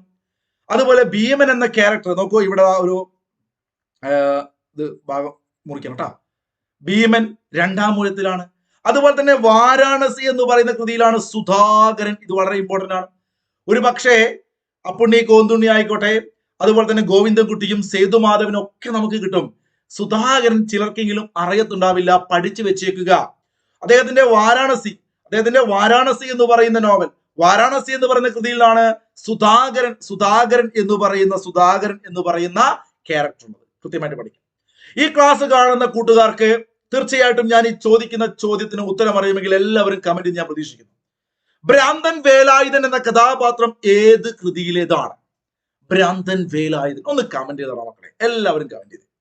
അങ്ങനെയാണെങ്കിൽ 2 ഞാൻ പറയാം. സർദാർജി PYQ ആണ്. വിമലയ്ക്ക് എപ്പോഴും ചോദിക്കാറുണ്ട്. സർദാർജി, വിമല 2 കഥാപാത്രങ്ങൾ. മഞ്ഞ്. ഇപ്പൊ മഞ്ഞെന്ന് കേൾക്കുമ്പോൾ തന്നെ നമ്മുടെ നാട്ടിൽ പൊതുവേ മഞ്ഞിലെ ഈ ഉത്തരേന്ത്യ വെച്ച് നോക്കും കുറവല്ലേ. ഇപ്പൊ മഞ്ഞിൽ മൂടി നിൽക്കുന്ന ഉത്തരേന്ത്യ, ഇപ്പൊ പഞ്ചാബ് അല്ലെങ്കിൽ ഡൽഹി എന്നൊക്കെ പറയുമ്പോൾ അവിടെ ഒരുപാട് സർദാർമാരുണ്ട്. അല്ലെങ്കിൽ സർദാർജി അവിടെയാണ് വിമല. നോക്കൂ, 4 കെട്ടിൽ അപ്പുണ്ണിയും കോന്തുണ്ണിയും ഗോവിന്ദൻകുട്ടിയും ഒക്കെ എഴുതിയ MT ഇതാ ദൂരേക്ക് പോവുകയാണെന്ന് വെച്ചാൽ നമ്മുടെ സ്ഥിരം പശ്ചാത്തലമായ കേരളത്തിന്റെ വള്ളുവനാട് നിന്ന് മാറിക്കൊണ്ട് നൈനിറ്റാൾ ചോദിക്കാം, അല്ലെങ്കിൽ സ്റ്റേറ്റ്മെന്റ് ഇടാം. നോക്കൂ, നോട്ട് ചെയ്ത് നോക്കണേ. നൈനിറ്റാൾ എന്ന് പറയുന്ന ആ ഒരു സ്ഥലത്തെ അതിനെ പശ്ചാത്തലമാക്കി രചിച്ച നോവലാണ് മഞ്ഞ് മഞ്ഞ് മഞ്ഞ്. അവിടെ ഏതാണ് ക്യാരക്ടേഴ്സ്? സർദാർജി, അതുപോലെ തന്നെ വിമല. MTയുടെ ബോധധാര നോവലാണ് മഞ്ഞ്. അതുപോലെ ഇമ്പോർട്ടന്റ് ആണ് മക്കളെ, ഇദ്ദേഹത്തിന്റെ ആദ്യമായി ചലച്ചിത്രമാക്കപ്പെട്ട MTയുടെ ആദ്യ നോവലാണ് മഞ്ഞ്. കൃത്യമായിട്ട് പഠിക്കണം. മരണം രംഗബോധമില്ലാത്ത കോമാളിയാണ് മഞ്ഞ് എന്ന് പറയുന്ന കൃതിയിലെ ഒരു കഥാപാത്രം പറയുന്ന ഡയലോഗാണ്. സർദാർജി എന്ന് പറയുന്ന ക്യാരക്ടർ പറയുന്നു, നോക്കൂ, നമ്മെ വിട്ടുപിരിഞ്ഞു അല്ലെ, വല്ലാത്തൊരവസ്ഥയിൽ MTയെ കുറിച്ച് പറയുമ്പോൾ ജീവിതം എന്ന വലിയ നുണ, മരണം എന്ന വലിയ സത്യം. MT നമ്മോടൊപ്പം ഇല്ല ഇപ്പോ, അതുകൊണ്ടാണ് നമ്മൾ ഇത്രയൊക്കെ പഠിക്കുന്നത്. ചിലർ ചിന്തിക്കും, ഓ MT മരിച്ചത്, ഞാൻ ഈ PSC ഇതൊക്കെ പഠിക്കേണ്ടി വന്നല്ലോ എന്ന് ചിന്തിച്ച് ആരെങ്കിലും ഉണ്ടെങ്കിൽ കമന്റ് ചെയ്യണേ. മരണം രംഗബോധമില്ലാത്ത കോമാളിയാണ് മഞ്ഞ് എന്ന് പറയുന്ന കൃതിയിലെ ഒരു ക്യാരക്ടറിന്റെ ഡയലോഗാണ്. അപ്പൊ ഇനി നമുക്ക് MTയുടെ ചില പ്രധാനപ്പെട്ട പുരസ്കാരങ്ങൾ നോക്കിയാലോ. കൃത്യമായിട്ട് മുഴുവനും പഠിക്കണം, ഏറ്റവും ഇമ്പോർട്ടന്റ് ആയത് മാത്രമേ ഞാൻ തരുന്നുള്ളൂ. 1959 നാലുകെട്ട് എന്ന് പറയുന്ന നോവലിന് കേരള സാഹിത്യ അക്കാദമി പുരസ്കാരം നോവലിന് കിട്ടുന്നു. കാലം എന്ന് പറയുന്ന കൃതിക്ക് നോക്കൂ, 70 വർഷം കൃത്യമായിട്ട് പഠിക്കണം. കാലം എന്ന് പറയുന്ന കൃതി സേതുമാധവൻ അല്ലെ, ആ ക്യാരക്ടറുള്ള കാലം, ആ കൃതിക്ക് കേന്ദ്ര സാഹിത്യ അക്കാദമി അവാർഡ് 1970 കിട്ടുന്നു. ദെൻ കൂട്ടുകാർ നോക്കൂ, 73 ഒരു സിനിമ പുറത്തിറങ്ങുന്നു. അദ്ദേഹം സംവിധാനം ചെയ്ത, MT സംവിധാനം ചെയ്ത ആദ്യത്തെ സിനിമ ഏത് ചോദിക്കാം. MT സംവിധാനം ചെയ്ത നിർമാല്യത്തിന് മികച്ച സിനിമയ്ക്കുള്ള രാഷ്ട്രപതിയുടെ സുവർണ മെഡൽ കിട്ടുന്നു 1973 അല്ലെ. ഒരു കാലം മലയാളക്കരയാകെ ഇളക്കി മറിച്ച ഒരു സിനിമയാണെന്ന് വേണമെങ്കിൽ പറയാം. ഇന്നൊരു പക്ഷെ അങ്ങനെ ഒരു സിനിമ മലയാളത്തിൽ ഇറങ്ങാൻ പറ്റുമോ, തിയേറ്ററുകളൊക്കെ ഉണ്ടാവും എന്ന് എനിക്കറിയില്ല. അത്രയേറെ മനോഹരമായിട്ട് PJ ആന്റണി എന്ന് പറയുന്ന നടൻ അല്ലെ, അദ്ദേഹം ആ ഒരു വെളിച്ചപ്പാടിന്റെ ക്യാരക്ടറൊക്കെ ചെയ്ത് നിങ്ങൾക്ക് ഓർമ്മയുണ്ടാവും. നിർമാല്യം എന്ന് പറയുന്ന സിനിമ. ആ വർഷം ഒന്ന് നോട്ട് ചെയ്ത് വെക്കുക. 73 സിനിമ പുറത്തിറങ്ങുന്നത്. ആ 73 വർഷത്തെ പുരസ്കാരമാണ് നൽകുക. പക്ഷെ പിറ്റേത്തെ വർഷം നൽകും കേട്ടോ. അതുകൊണ്ട് ഒരു പക്ഷേ ഏതെങ്കിലുമൊക്കെ പ്രസിദ്ധീകരണങ്ങൾ 74 നിങ്ങൾക്ക് കാണാൻ പറ്റും. അപ്പൊ 1973 നിർമാല്യം പുറത്തിറങ്ങുന്നു. അദ്ദേഹം സംവിധാനം ചെയ്ത സിനിമയ്ക്ക് ദേശീയ പുരസ്കാരം കിട്ടുന്നുണ്ട്. ആ സിനിമയിൽ അഭിനയിച്ച PJ ആന്റണിക്ക് നോക്കൂ, മലയാളത്തിൽ നിന്നും ആദ്യമായിട്ട് ഭരത് അവാർഡ്, ദേശീയ മികച്ച സിനിമാ നടനുള്ള അവാർഡ് കിട്ടുകയാണ് PJ ആന്റണിക്ക്. അപ്പൊ അതുകൂടി ഓർത്ത് വെക്കുക. കേരള സംസ്ഥാനത്തെ ചലച്ചിത്ര പുരസ്കാരം കിട്ടുന്നുണ്ട് നിർമാല്യത്തിന്. 3ഓളം പുരസ്കാരങ്ങൾ, തിരക്കഥയും സംവിധാനം ഉൾപ്പെടെ 3ഓളം പുരസ്കാരങ്ങൾ കേരള സംസ്ഥാന പുരസ്കാരവും നിർമാല്യത്തിന് കിട്ടുന്നുണ്ട്. കേരള സാഹിത്യ അക്കാദമി പുരസ്കാരം അദ്ദേഹത്തിന് 59 കിട്ടിയതിനു ശേഷം പിന്നീട് 82 കിട്ടുന്നുണ്ട്, 86 കിട്ടുന്നുണ്ട്. അപ്പൊ 3 വർഷങ്ങളിൽ കേരള സാഹിത്യ അക്കാദമി പുരസ്കാരം കിട്ടുന്നു. 59 4 കിട്ടുന്നു. 82 ഇദ്ദേഹത്തിന്റെ നാടകത്തിന് കിട്ടുന്നു. എന്താണ് അതൊരു രസം എന്ന് പറയുന്നത് നിങ്ങൾക്ക്? MT ഒരേ ഒരു നാടകമേ കുഞ്ഞുങ്ങളെ രചിച്ചിട്ടുള്ളൂ. ആ നാടകത്തിന് 1982 എന്ത് കിട്ടുന്നു? അവാർഡ് കിട്ടുന്നു. ഗോപുര നടയിൽ. ഏതാണ്? ഒരു ഗോപുര നടയിലാണ് അദ്ദേഹം എഴുതിയ നാടകം. MT രചിച്ച ഒരേ ഒരു നാടകം ഗോപുര നടയിൽ. പഠിച്ചേ. MT രചിച്ച ഒരേ ഒരു നാടകം ഗോപുര നടയിൽ 1982 ഈ ഒരു നാടകത്തിന് കേരള സാഹിത്യ അക്കാദമി അവാർഡ് കിട്ടുന്നത്. ദെൻ 1985 രണ്ടാം ഊഴം എന്ന് പറയുന്ന കൃതി, ഭീമൻ ക്യാരക്ടറായി വരുന്ന ഏറ്റവും മികച്ച ഒരു കൃതിയല്ല രണ്ടാം ഊഴം. അതിന് വയലാർ അവാർഡ്. ഭീമൻ അല്ലെങ്കിൽ രണ്ടാമത് 2 വയൽ ഇങ്ങനെ ഭീമൻ നിൽക്കുന്നു. അങ്ങനെ ആലോചിച്ച് നോക്കുക. 1985 അല്ലെ, നിങ്ങൾക്കറിയാം. 1985 വയലാർ അവാർഡ്. 82 നാടകത്തിന് കേരള സാഹിത്യ അക്കാദമി. 85 വയലാർ രണ്ടാം ഊഴം. വയലാർ അവാർഡ് കിട്ടിയത് രണ്ടാം ഊഴം. ചെറുകഥ എന്ന് പറയുന്ന വിഭാഗത്തിൽ ഇദ്ദേഹത്തിന് വീണ്ടും കേരള സാഹിത്യ അക്കാദമി അവാർഡ് കിട്ടുകയാണ്. ഏതാണ് ചെറുകഥ? ഒരു ചെറിയ കഥ. സ്വർഗം തുറക്കുന്ന സമയം. ഗോപുര നടയിൽ 4 കെട്ട്, 3 കൃതികൾ മറക്കരുത്. 59 4 കെട്ട് നോവൽ, ഗോപുര നടയിൽ നാടകം 82, 86 ചെറുകഥ സ്വർഗം തുറക്കുന്ന വാതിൽ പഠിച്ചു വെച്ചേക്കുക. ഓടക്കുഴൽ പുരസ്കാരം കിട്ടുന്നു 1993. ഓടക്കുഴൽ പുരസ്കാരം കിട്ടുന്നു 1993. അദ്ദേഹത്തിന്റെ വാനപ്രസ്ഥം എന്ന് പറയുന്ന കൃതിക്കാണ് ഓടക്കുഴൽ അല്ലെ. MTക്ക് ഓടക്കുഴൽ വിളിച്ചത് വനത്തിനകത്ത് പോയിട്ടാണെന്ന് വേണേ ആലോചിച്ചു. നേരത്തെ കരുണാകരൻ മാഷും വിനോദിനിയും പറഞ്ഞില്ലേടാ, വനത്തിലേക്ക് ടൂറ് പോയത് കരുണാകരൻ, വിനോദിനി, വിനോദയാത്ര അല്ലെ. അപ്പൊ വിനോദിനി, കരുണാകരൻ മാഷ് പറഞ്ഞ ആ വാനപ്രസ്ഥം എന്ന് പറയുന്ന കൃതിക്ക് ഓടക്കുഴൽ പുരസ്കാരം 1993 കിട്ടുന്നു. ഡിഗ്രി ലെവൽ എക്സാമിനൊക്കെ ചോദിക്കാം. ഏറ്റവും പ്രധാനപ്പെട്ട ഒരു വർഷം സ്റ്റാർ ഇട്ട് വെക്കുന്നു. 1995. ഭാരതത്തിന്റെ പരമോന്നത സാഹിത്യ മേഖലയിലെ പുരസ്കാരമായ ജ്ഞാനപീഠത്തിൽ എം ടി വാസുദേവൻ നായർ മുത്തമിടുന്നു. 1995 ഉറപ്പിച്ച ചോദ്യം. കൃത്യം 10 വർഷം കഴിയുന്നു മക്കളെ. 2005 അദ്ദേഹത്തിന് മാതൃഭൂമി പുരസ്കാരം കിട്ടുന്നുണ്ട്. ഏതാണ് അദ്ദേഹത്തിന്റെ എല്ലാമായിരുന്ന മാതൃഭൂമി, ആ മാതൃഭൂമി സാഹിത്യ പുരസ്കാരം 2005 കിട്ടുന്നു. അതല്ല ഇമ്പോർട്ടന്റ്. 2005 അദ്ദേഹത്തിന് പത്മഭൂഷൺ കിട്ടുന്നു.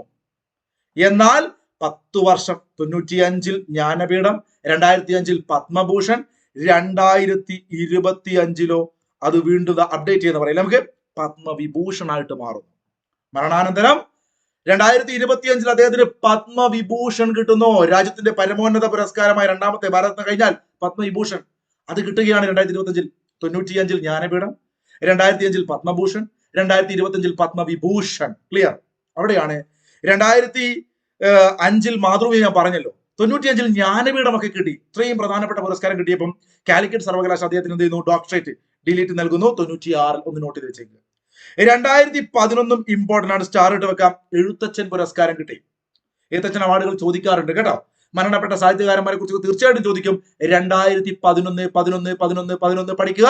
എഴുത്തച്ഛൻ 2011. 2013 JC ഡാനിയൽ പുരസ്കാരം, ഇതും പഠിക്കണം. കാരണം അദ്ദേഹം സിനിമാ മേഖലയിൽ എല്ലാമാണ്. അപ്പൊ മലയാളത്തിലെ സിനിമാ മേഖലയിൽ പരമോന്നത പുരസ്കാരമായ JC ഡാനിയൽ പുരസ്കാരം കിട്ടുന്നു 2013. 11 എഴുത്തച്ഛൻ. ക്ലിയർ?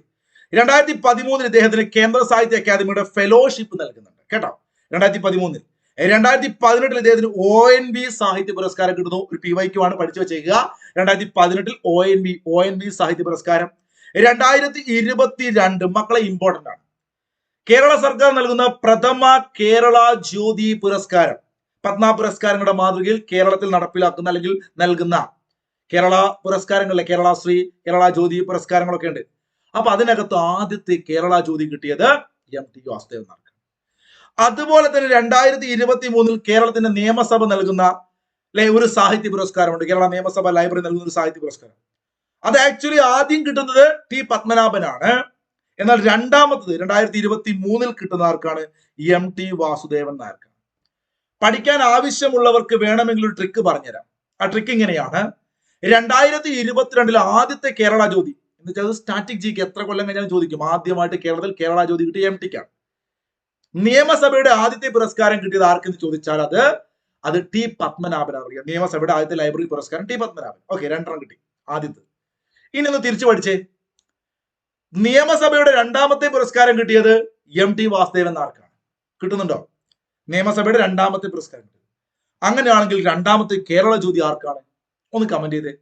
അത് T പത്മനാഭനാടാ. അങ്ങനെ പഠിക്കാൻ പറ്റില്ലേ? അങ്ങോട്ടും ഇങ്ങോട്ടും മാറ്റുക. അപ്പൊ നിങ്ങൾക്ക് 2 പോയിന്റുകൾ ഇവിടെ ക്ലിയർ ആവും. കേരള ജ്യോതി ആദ്യം കിട്ടിയത് MTക്കാണ്. കേരള ജ്യോതി രണ്ടാമത് T പത്മനാഭനാണ്. കേരളത്തിലെ നിയമസഭാ ലൈബ്രറി പുരസ്കാരം ആദ്യം കിട്ടിയത് T പത്മനാഭനാണ്. അപ്പൊ നിയമസഭയുടെ സാഹിത്യ പുരസ്കാരം സെക്കൻഡ് കിട്ടുന്ന ആർക്കാണ്? MTക്കാണ് കേട്ടോ. ആദ്യം പത്മനാഭൻ. അങ്ങോട്ടും ഇങ്ങോട്ട് മാറ്റിയാൽ മതി. പിന്നീട് ലേറ്റസ്റ്റ് കറണ്ട് അഫയേഴ്സ് 2024 മാനവ സംസ്കൃതിയുടെ 2024 PT തോമസ് പുരസ്കാരം കിട്ടുന്നത് MTക്കാണ്. 2024 ഡിസംബർ 25 ഞാൻ പറഞ്ഞു, അദ്ദേഹം മരണപ്പെടുന്നു. കോഴിക്കോട്ടെ സ്വകാര്യ ആശുപത്രിയിലായിരുന്നു. MT വാസുദേവൻ നായരുടെ അന്ത്യവിശ്രമ സ്ഥലം കൊള്ളുന്നത് സ്മൃതി പഥമാണ്. കോഴിക്കോട് സ്മൃതി പഥമാണ്, ഓർത്ത് വെച്ചേക്കുക. അപ്പൊ നമ്മൾ നേരത്തെ പറഞ്ഞു ഇദ്ദേഹത്തിന്റെ സിനിമകൾ വളരെ ഇമ്പോർട്ടന്റ് ആണ്. പള്ളിവാളും കാൽച്ചിലമ്പും എന്ന ഒരു ചെറുകഥ ഉണ്ടായിരുന്നു ഇദ്ദേഹത്തിന്റെ. അതിനെ ആധാരമാക്കി തിരക്കഥ എഴുതി സംവിധാനം ചെയ്ത സിനിമയായിരുന്നു നിർമാല്യം. 1973 ഞാൻ നേരത്തെ പറഞ്ഞു ദേശീയ സംസ്ഥാന പുരസ്കാരങ്ങളൊക്കെ വാരിക്കൂട്ടിയ സിനിമയാണ് ഇത്. നിർമാല്യം എന്ന് പറയുന്ന സിനിമ. നിർമാല്യം അദ്ദേഹത്തിന്റെ സംവിധാനത്തിലുള്ള സിനിമയാണ്. ബന്ധനം, വാരിക്കുഴി, മഞ്ഞ്, കടവ്, ഒരു ചെറുപുഞ്ചിരി. അപ്പൊ നിങ്ങൾ ചിന്തിക്കും, അല്ലേ വടക്കൻ വീരഗാഥ ഉണ്ടല്ലോ, പഴശ്ശിരാജയൊക്കെ ഉണ്ടല്ലോ, MTയെ കുറിച്ച് എത്ര സിനിമകൾ നമ്മൾ പറയാനുണ്ട്. അതൊക്കെ എവിടെ പോയി? അതൊക്കെ അദ്ദേഹം തിരക്കഥ എഴുതിയ സിനിമകളാണ്. അപ്പൊ അദ്ദേഹം സംവിധാനം ചെയ്ത സിനിമകൾ കൃത്യമായിട്ട് പഠിച്ചു വെക്കുക. നിർമാല്യം, ബന്ധനം, വാരിക്കുഴി, മഞ്ഞ്, കടവ്, ഒരു ചെറുപുഞ്ചിരി. നിർമാല്യമൊക്കെ തൊഴുത് ഒരു ചെറുപുഞ്ചിരിയോടുകൂടി ഇങ്ങനെ കടവിലേക്ക് വരുന്ന വഴി നല്ല മഞ്ഞായിരുന്നു. അതുകൊണ്ട് അവിടെ ഒരു വാരിക്കുഴി ഉണ്ടല്ലോ, അതിനകത്ത് വീണ് ബന്ധനസ്ഥനായി പോയി. ആര്? MT. അങ്ങനെ ആലോചിച്ച് നോക്കുക. അപ്പൊ MT രാവിലെ തന്നെ ഇന്നല്ലേ അമ്പലത്തിൽ നിന്ന് നിർമാല്യമൊക്കെ അങ്ങനെ പറയുമോ? നിർമാല്യം എനിക്കറിയില്ല, നിങ്ങൾ ആലോചിച്ച് നോക്കുക. അങ്ങനെ എന്തെങ്കിലും ഒരു കണക്ഷൻ ഞാൻ ചുമ്മാ ഇപ്പൊ ഉണ്ടാക്കിയതാണ്, പെട്ടെന്ന് മനസ്സ് പറഞ്ഞാണ്. അപ്പൊ MT ഇങ്ങനെ നിർമാല്യമൊക്കെ കഴിഞ്ഞ് ഇങ്ങനെ വരുന്ന ഒരു ചെറു പുഞ്ചിരിയോടുകൂടി ഇങ്ങനെ കടവിലേക്ക് നടന്നു വരികയാണ്. നല്ല കോടമഞ്ഞാണ്, ഫുൾ മഞ്ഞാണ്. ഇപ്പൊ ഒരു ചെറുപുഞ്ചിരിയോടുകൂടി MT നിർമാല്യം ഒക്കെ അമ്പലത്തിൽ നിന്ന് നിർമാല്യം തൊഴുക എന്ന് എന്താ പറയാ, എന്താണെങ്കിൽ നിങ്ങൾ ആലോചിക്കുക. അങ്ങനെ നിർമാല്യം കഴിഞ്ഞിട്ട് ഇങ്ങനെ വരികയാണ് ഒരു ചെറുപുഞ്ചിരിയോടുകൂടി. എനിക്ക് ആ സംഗതി അറിയില്ല കേട്ടോ, അമ്പലത്തിൽ എന്താ നിർമാല്യം, അതുകൊണ്ടാണ് ഞാൻ അങ്ങനെ പറഞ്ഞത്. അപ്പൊ ഒരു ചെറുപുഞ്ചിരി അദ്ദേഹം വരികയാണ്, കടവിലെത്തുന്നു. അപ്പൊ അവിടെ ഒരു വാരിക്ക് വീണ് അതിനകത്ത് വീണ് അല്ലെ, ഫുള്ള് മഞ്ഞായതുകൊണ്ട് അങ്ങനെ ബന്ധനം, അങ്ങനെയൊക്കെ ആലോചിച്ച് വെച്ചാൽ ഇദ്ദേഹത്തിന് സിനിമകൾ കിട്ടും. അപ്പൊ എല്ലാം ഒന്നും ഞാൻ കോഡാക്കുന്നില്ല. MTയും NP മുഹമ്മദും ചേർന്ന് എഴുതിയ ഒരു നോവൽ ഉണ്ട്. ഇത് PYQ ആണ്, ഒരുപാട് തവണ ചോദിച്ചിട്ടുണ്ട്, ഇനിയും ചോദിക്കും. അറബി പൊന്ന്, സോറി, 2 കഥാകാരന്മാർ കൂടി എഴുതിയ ഒരു നോവലാണ് അറബി പൊന്ന്. മുഹമ്മദ് എന്ന് കേൾക്കുമ്പോൾ അറബി അല്ലെ, അങ്ങനെ ആലോചിക്കുക. പൊന്ന്, MTയും NP മുഹമ്മദും അറബി പൊന്ന്. വളരെ ഇമ്പോർട്ടന്റ് ആയിട്ട് ശ്രദ്ധിക്കേണ്ട ഒരു കൃതിയുണ്ട്, കാരണം SCRT പാഠഭാഗത്തുള്ള ഒരു കൃതി കൂടിയാണിത്. നിള നദിയെയും ചുറ്റുമുള്ള പരിസ്ഥിതി പ്രശ്നങ്ങളെയും കുറിച്ച്, നിളയുടെ കഥാകാരനാണല്ലോ, പലപ്പോഴായി എഴുതിയ പല ലേഖനങ്ങളും ചേർത്തുകൊണ്ട് അദ്ദേഹം കണ്ണാന്തളിപ്പൂക്കളുടെ കാലം എന്ന പേരിൽ ഒരു ബുക്ക് പ്രസിദ്ധീകരിച്ചിട്ടുണ്ട്. ഇവിടെ കാണാൻ നിങ്ങൾക്ക് കണ്ണാന്തളിപ്പൂക്കളുടെ കാലം. അപ്പൊ നിളയുമായി ബന്ധപ്പെട്ട് അതിനെ ചുറ്റിപ്പറ്റിയുള്ള വിഷയങ്ങളൊക്കെ MT പലപ്പോഴായിട്ട് എഴുതി അതെല്ലാം ഒരു പുസ്തകമാക്കി മാറ്റി. കണ്ണാന്തളിപ്പൂക്കളുടെ കാലം പഠിച്ചു വെക്കുക. ഇദ്ദേഹത്തെ കുറിച്ച് ഒരുപാട് PSC ക്വസ്റ്റ്യൻ പേപ്പറിൽ ചോദ്യങ്ങൾ വന്നിട്ടുണ്ട്. പക്ഷെ ഒരു ചോദ്യം ഞാൻ ഇവിടെ ഉൾപ്പെടുത്താം. അത് ഹെമിംഗ്വേ ഒരു മുഖവുര എന്ന കൃതി ആരുടേതാണ്? 2016 PSC ചോദിച്ച ചോദ്യമാണ് HSAക്ക്. ഹെമിംഗ്വേ ഒരു മുഖവുര എന്ന കൃതി എഴുതിയതാണ്. ഹെമിംഗ്വേ ഒരു മുഖവുര എന്ന കൃതി എഴുതിയത് MT വാസുദേവൻ നായരാണെന്ന കാര്യം മറന്നു പോകണ്ട. ഇദ്ദേഹം എഴുതിയ ആദ്യത്തെ തിരക്കഥ, സിനിമയെ കുറിച്ച് നമ്മൾ പറഞ്ഞു, നിർമാല്യത്തെ കുറിച്ച്, ബന്ധനം, വാരിക്കുഴി, മഞ്ഞ് അല്ലെ, അതുപോലെ തന്നെ എന്താ പറഞ്ഞത് നേരത്തെ, കഥ മറന്നുപോയി ഞങ്ങളോടാ, ഒരു കടവ്, ഒരു ചെറുപുഞ്ചിരി ഒക്കെ പറഞ്ഞു. അങ്ങനെയാണെങ്കിൽ നമുക്ക് ഇനി തിരക്കഥയിലേക്ക് പോയ ഇദ്ദേഹത്തിന്റെ ആദ്യത്തെ തിരക്കഥ മുറപ്പെണ്ണ്. 100% ഉറപ്പിക്കാൻ പറ്റുന്ന ഒരു കിടുക്കാച്ചി ചോദ്യമാണ്. ഞാൻ റൗണ്ട് നോക്കുന്നു, പഠിച്ചേക്ക് എല്ലാവരും. ആദ്യത്തെ തിരക്കഥ മുറപ്പെണ്ണ്. നിർമാല്യം പഠിച്ചു, മുറപ്പെണ്ണ് പഠിച്ചു, പാതിരാവും പകൽ വെളിച്ചവും പഠിച്ചു അല്ലെ, വിഷു ആഘോഷം പഠിച്ചു. ഇതൊക്കെ ആദ്യത്തെ കഥ, ആദ്യത്തെ നോവൽ, ആദ്യത്തെ സിനിമ, ആദ്യത്തെ തിരക്കഥ. ഒരു ലിസ്റ്റ് തിരക്കഥയുണ്ട്. ഇത് ഞാൻ കോഡാക്കി ഇങ്ങനെ പറയുന്നൊന്നുമില്ല, നിങ്ങൾ നന്നായിട്ടൊന്ന് വായിക്കുക. ഇതിന്റെയൊക്കെ PDF നമ്മുടെ ടെലഗ്രാം ചാനൽ ഫ്രീ ആയിട്ട് കൊടുക്കുന്നുണ്ട്. അത്രയും നല്ല കിടുക്കാച്ചി കറണ്ട് അഫയേഴ്സ് ക്ലാസ്സുകളൊക്കെ നമ്മളിപ്പോൾ പ്രൊവൈഡ് ചെയ്യുന്നുണ്ട്. നമുക്കൊരു മോർണിംഗ് ബാച്ച് കറണ്ട് അഫയേഴ്സിന് 5:30 ടെലഗ്രാമിലൂടെ കൊടുക്കുന്നുണ്ട്. അപ്പൊ അതിനകത്തൊക്കെ ജോയിൻ ചെയ്യാൻ താല്പര്യമുള്ള ഡിസ്ക്രിപ്ഷനിൽ നമ്പർ ഉണ്ടാവും, നിങ്ങൾ അതിനകത്തേക്ക് ജോയിൻ ചെയ്യുക കേട്ടോ. ഓക്കെ, എല്ലാ വീഡിയോസും ഞാൻ പറയാറുണ്ട്. അപ്പൊ കറണ്ട് അഫയേഴ്സ് അങ്ങനെ കൊടുക്കുന്നുണ്ട്. അപ്പൊ അതിന്റെ ഭാഗമായിട്ട് നിങ്ങൾക്ക് യൂട്യൂബിലൂടെയും ക്ലാസ് നൽകും.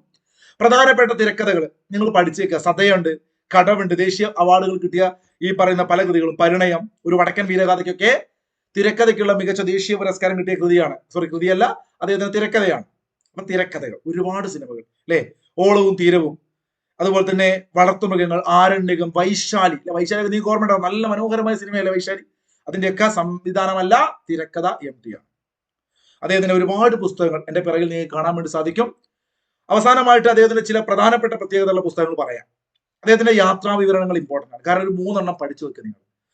മനുഷ്യർ നിഴലുകൾ എന്ന് പറഞ്ഞുകൊണ്ട് യൂറോപ്പിലെ അദ്ദേഹത്തിന്റെ സന്ദർശനവുമായി ബന്ധപ്പെട്ടുകൊണ്ട്, അദ്ദേഹത്തിന്റെ യൂറോപ്യൻ സന്ദർശനവുമായി ബന്ധപ്പെട്ടുകൊണ്ട് രചിച്ച കൃതിയാണ്. അവിടെ മനുഷ്യർ നീലുകളെ പോലെയാണ് ഫുൾ ടൈം യൂറോപ്പിന്റെ ഒരു കൾച്ചർ വെച്ചിട്ട് മനുഷ്യർ നീലുകൾ. യൂറോപ്പിലേക്ക് പോയ എല്ലാവരും മനുഷ്യർ നീലുകൾ. അമേരിക്കയിൽ പോയി കഴിഞ്ഞാൽ അങ്ങനെയല്ല. അവിടെ മനുഷ്യർ നീലുകളെ പോലെ യൂറോപ്പിൽ ഉണ്ടെങ്കിൽ അമേരിക്കയിൽ തനിയാണ്, ആൾക്കൂട്ടത്തിൽ തനിയാണ്, ആരുമില്ല, ഒറ്റക്കാണ്. അമേരിക്കയിൽ എത്തിക്കഴിഞ്ഞാൽ അല്ലെ, ആൾക്കൂട്ടം നമ്മളെ നോക്കൂല, നമ്മളിങ്ങനെ തനി, ആൾക്കൂട്ടത്തിൽ തനി അമേരിക്ക. മനുഷ്യർ നീലുകൾ യൂറോപ്പ്.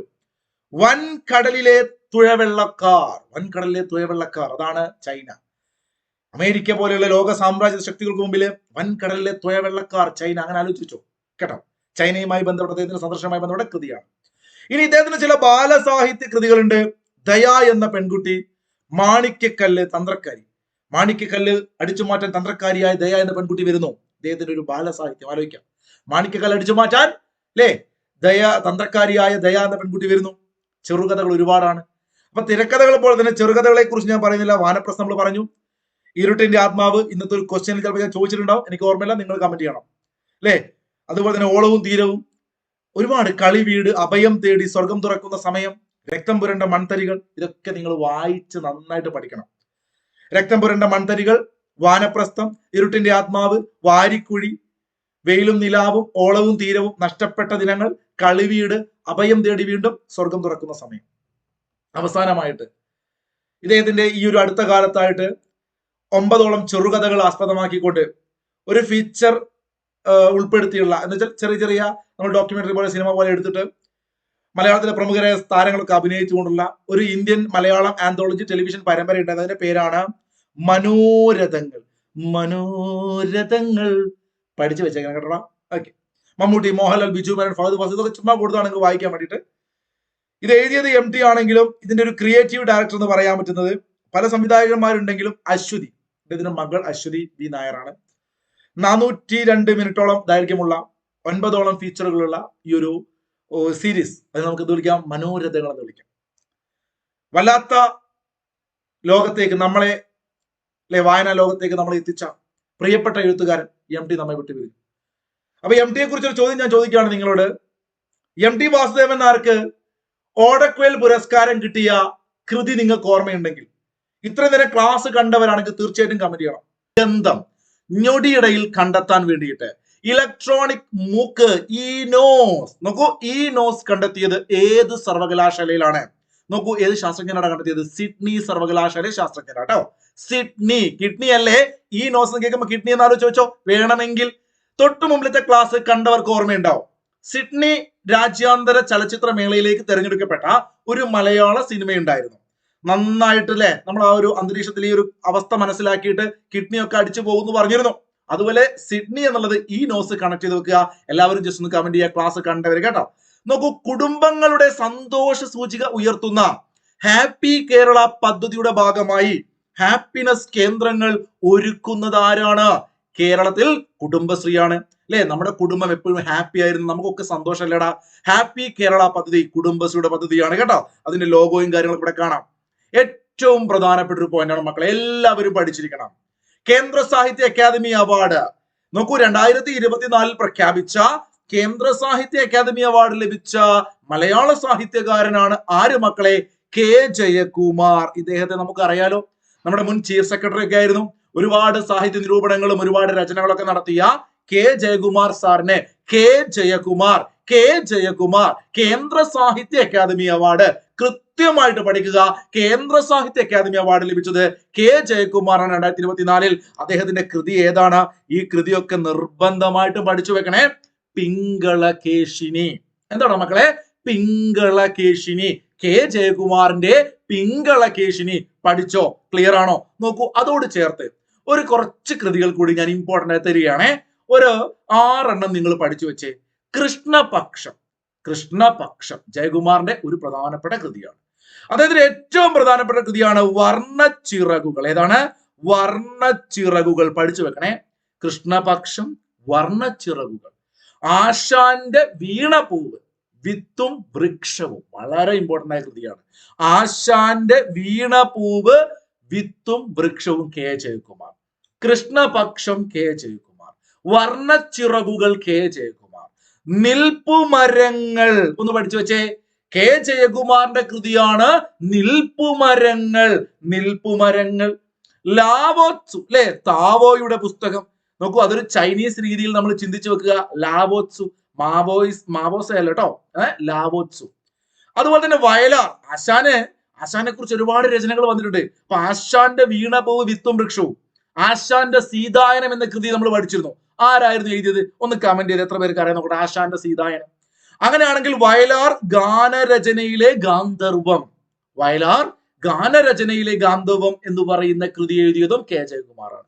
സഞ്ചാരത്തിന്റെ സംഗീതം. നോക്കൂ, സഞ്ചാരത്തിന്റെ സംഗീതം, നിശബ്ദ സഞ്ചാരങ്ങൾ. പഠിച്ച ഓർമ്മയുണ്ട് നിങ്ങൾക്ക്? നിശബ്ദ സഞ്ചാരങ്ങൾ എന്ന് പറയുന്ന കൃതി ബെന്യാമിന്റെ കൃതിയായിരുന്നു.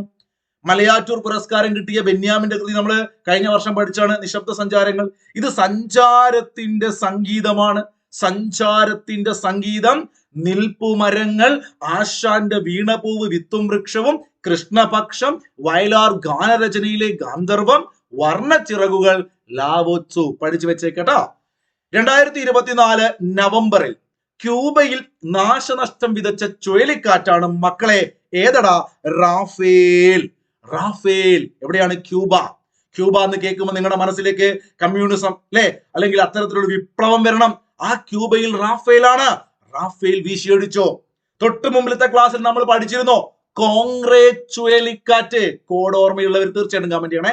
കാരണം ഞാൻ പറയുന്ന കോഡുകളൊക്കെ നിങ്ങൾക്ക് ഉപകാരപ്പെടുന്നു അറിയാൻ വേണ്ടിയിട്ടാണ്. ഇപ്പൊ കോൺഗ്രേ എന്ന് കേട്ടപ്പം തൊട്ടു മുമ്പിലത്തെ ക്ലാസ് കണ്ട ഒരു ഓർമ്മയുള്ളവര് ഒന്ന് കമന്റ് ചെയ്തേ, കോൺഗ്രേ എവിടെയായിരുന്നു? ഇവിടെ റാഫേൽ എവിടെയാണ്? ക്യൂബ. കുട്ടികൾക്ക് സാമൂഹിക മാധ്യമം തുടങ്ങാനുള്ള പ്രായപരിധി 16 വയസ്സാക്കാൻ തീരുമാനിച്ച രാജ്യം. നല്ലൊരു തീരുമാനമാണ് അല്ലെ?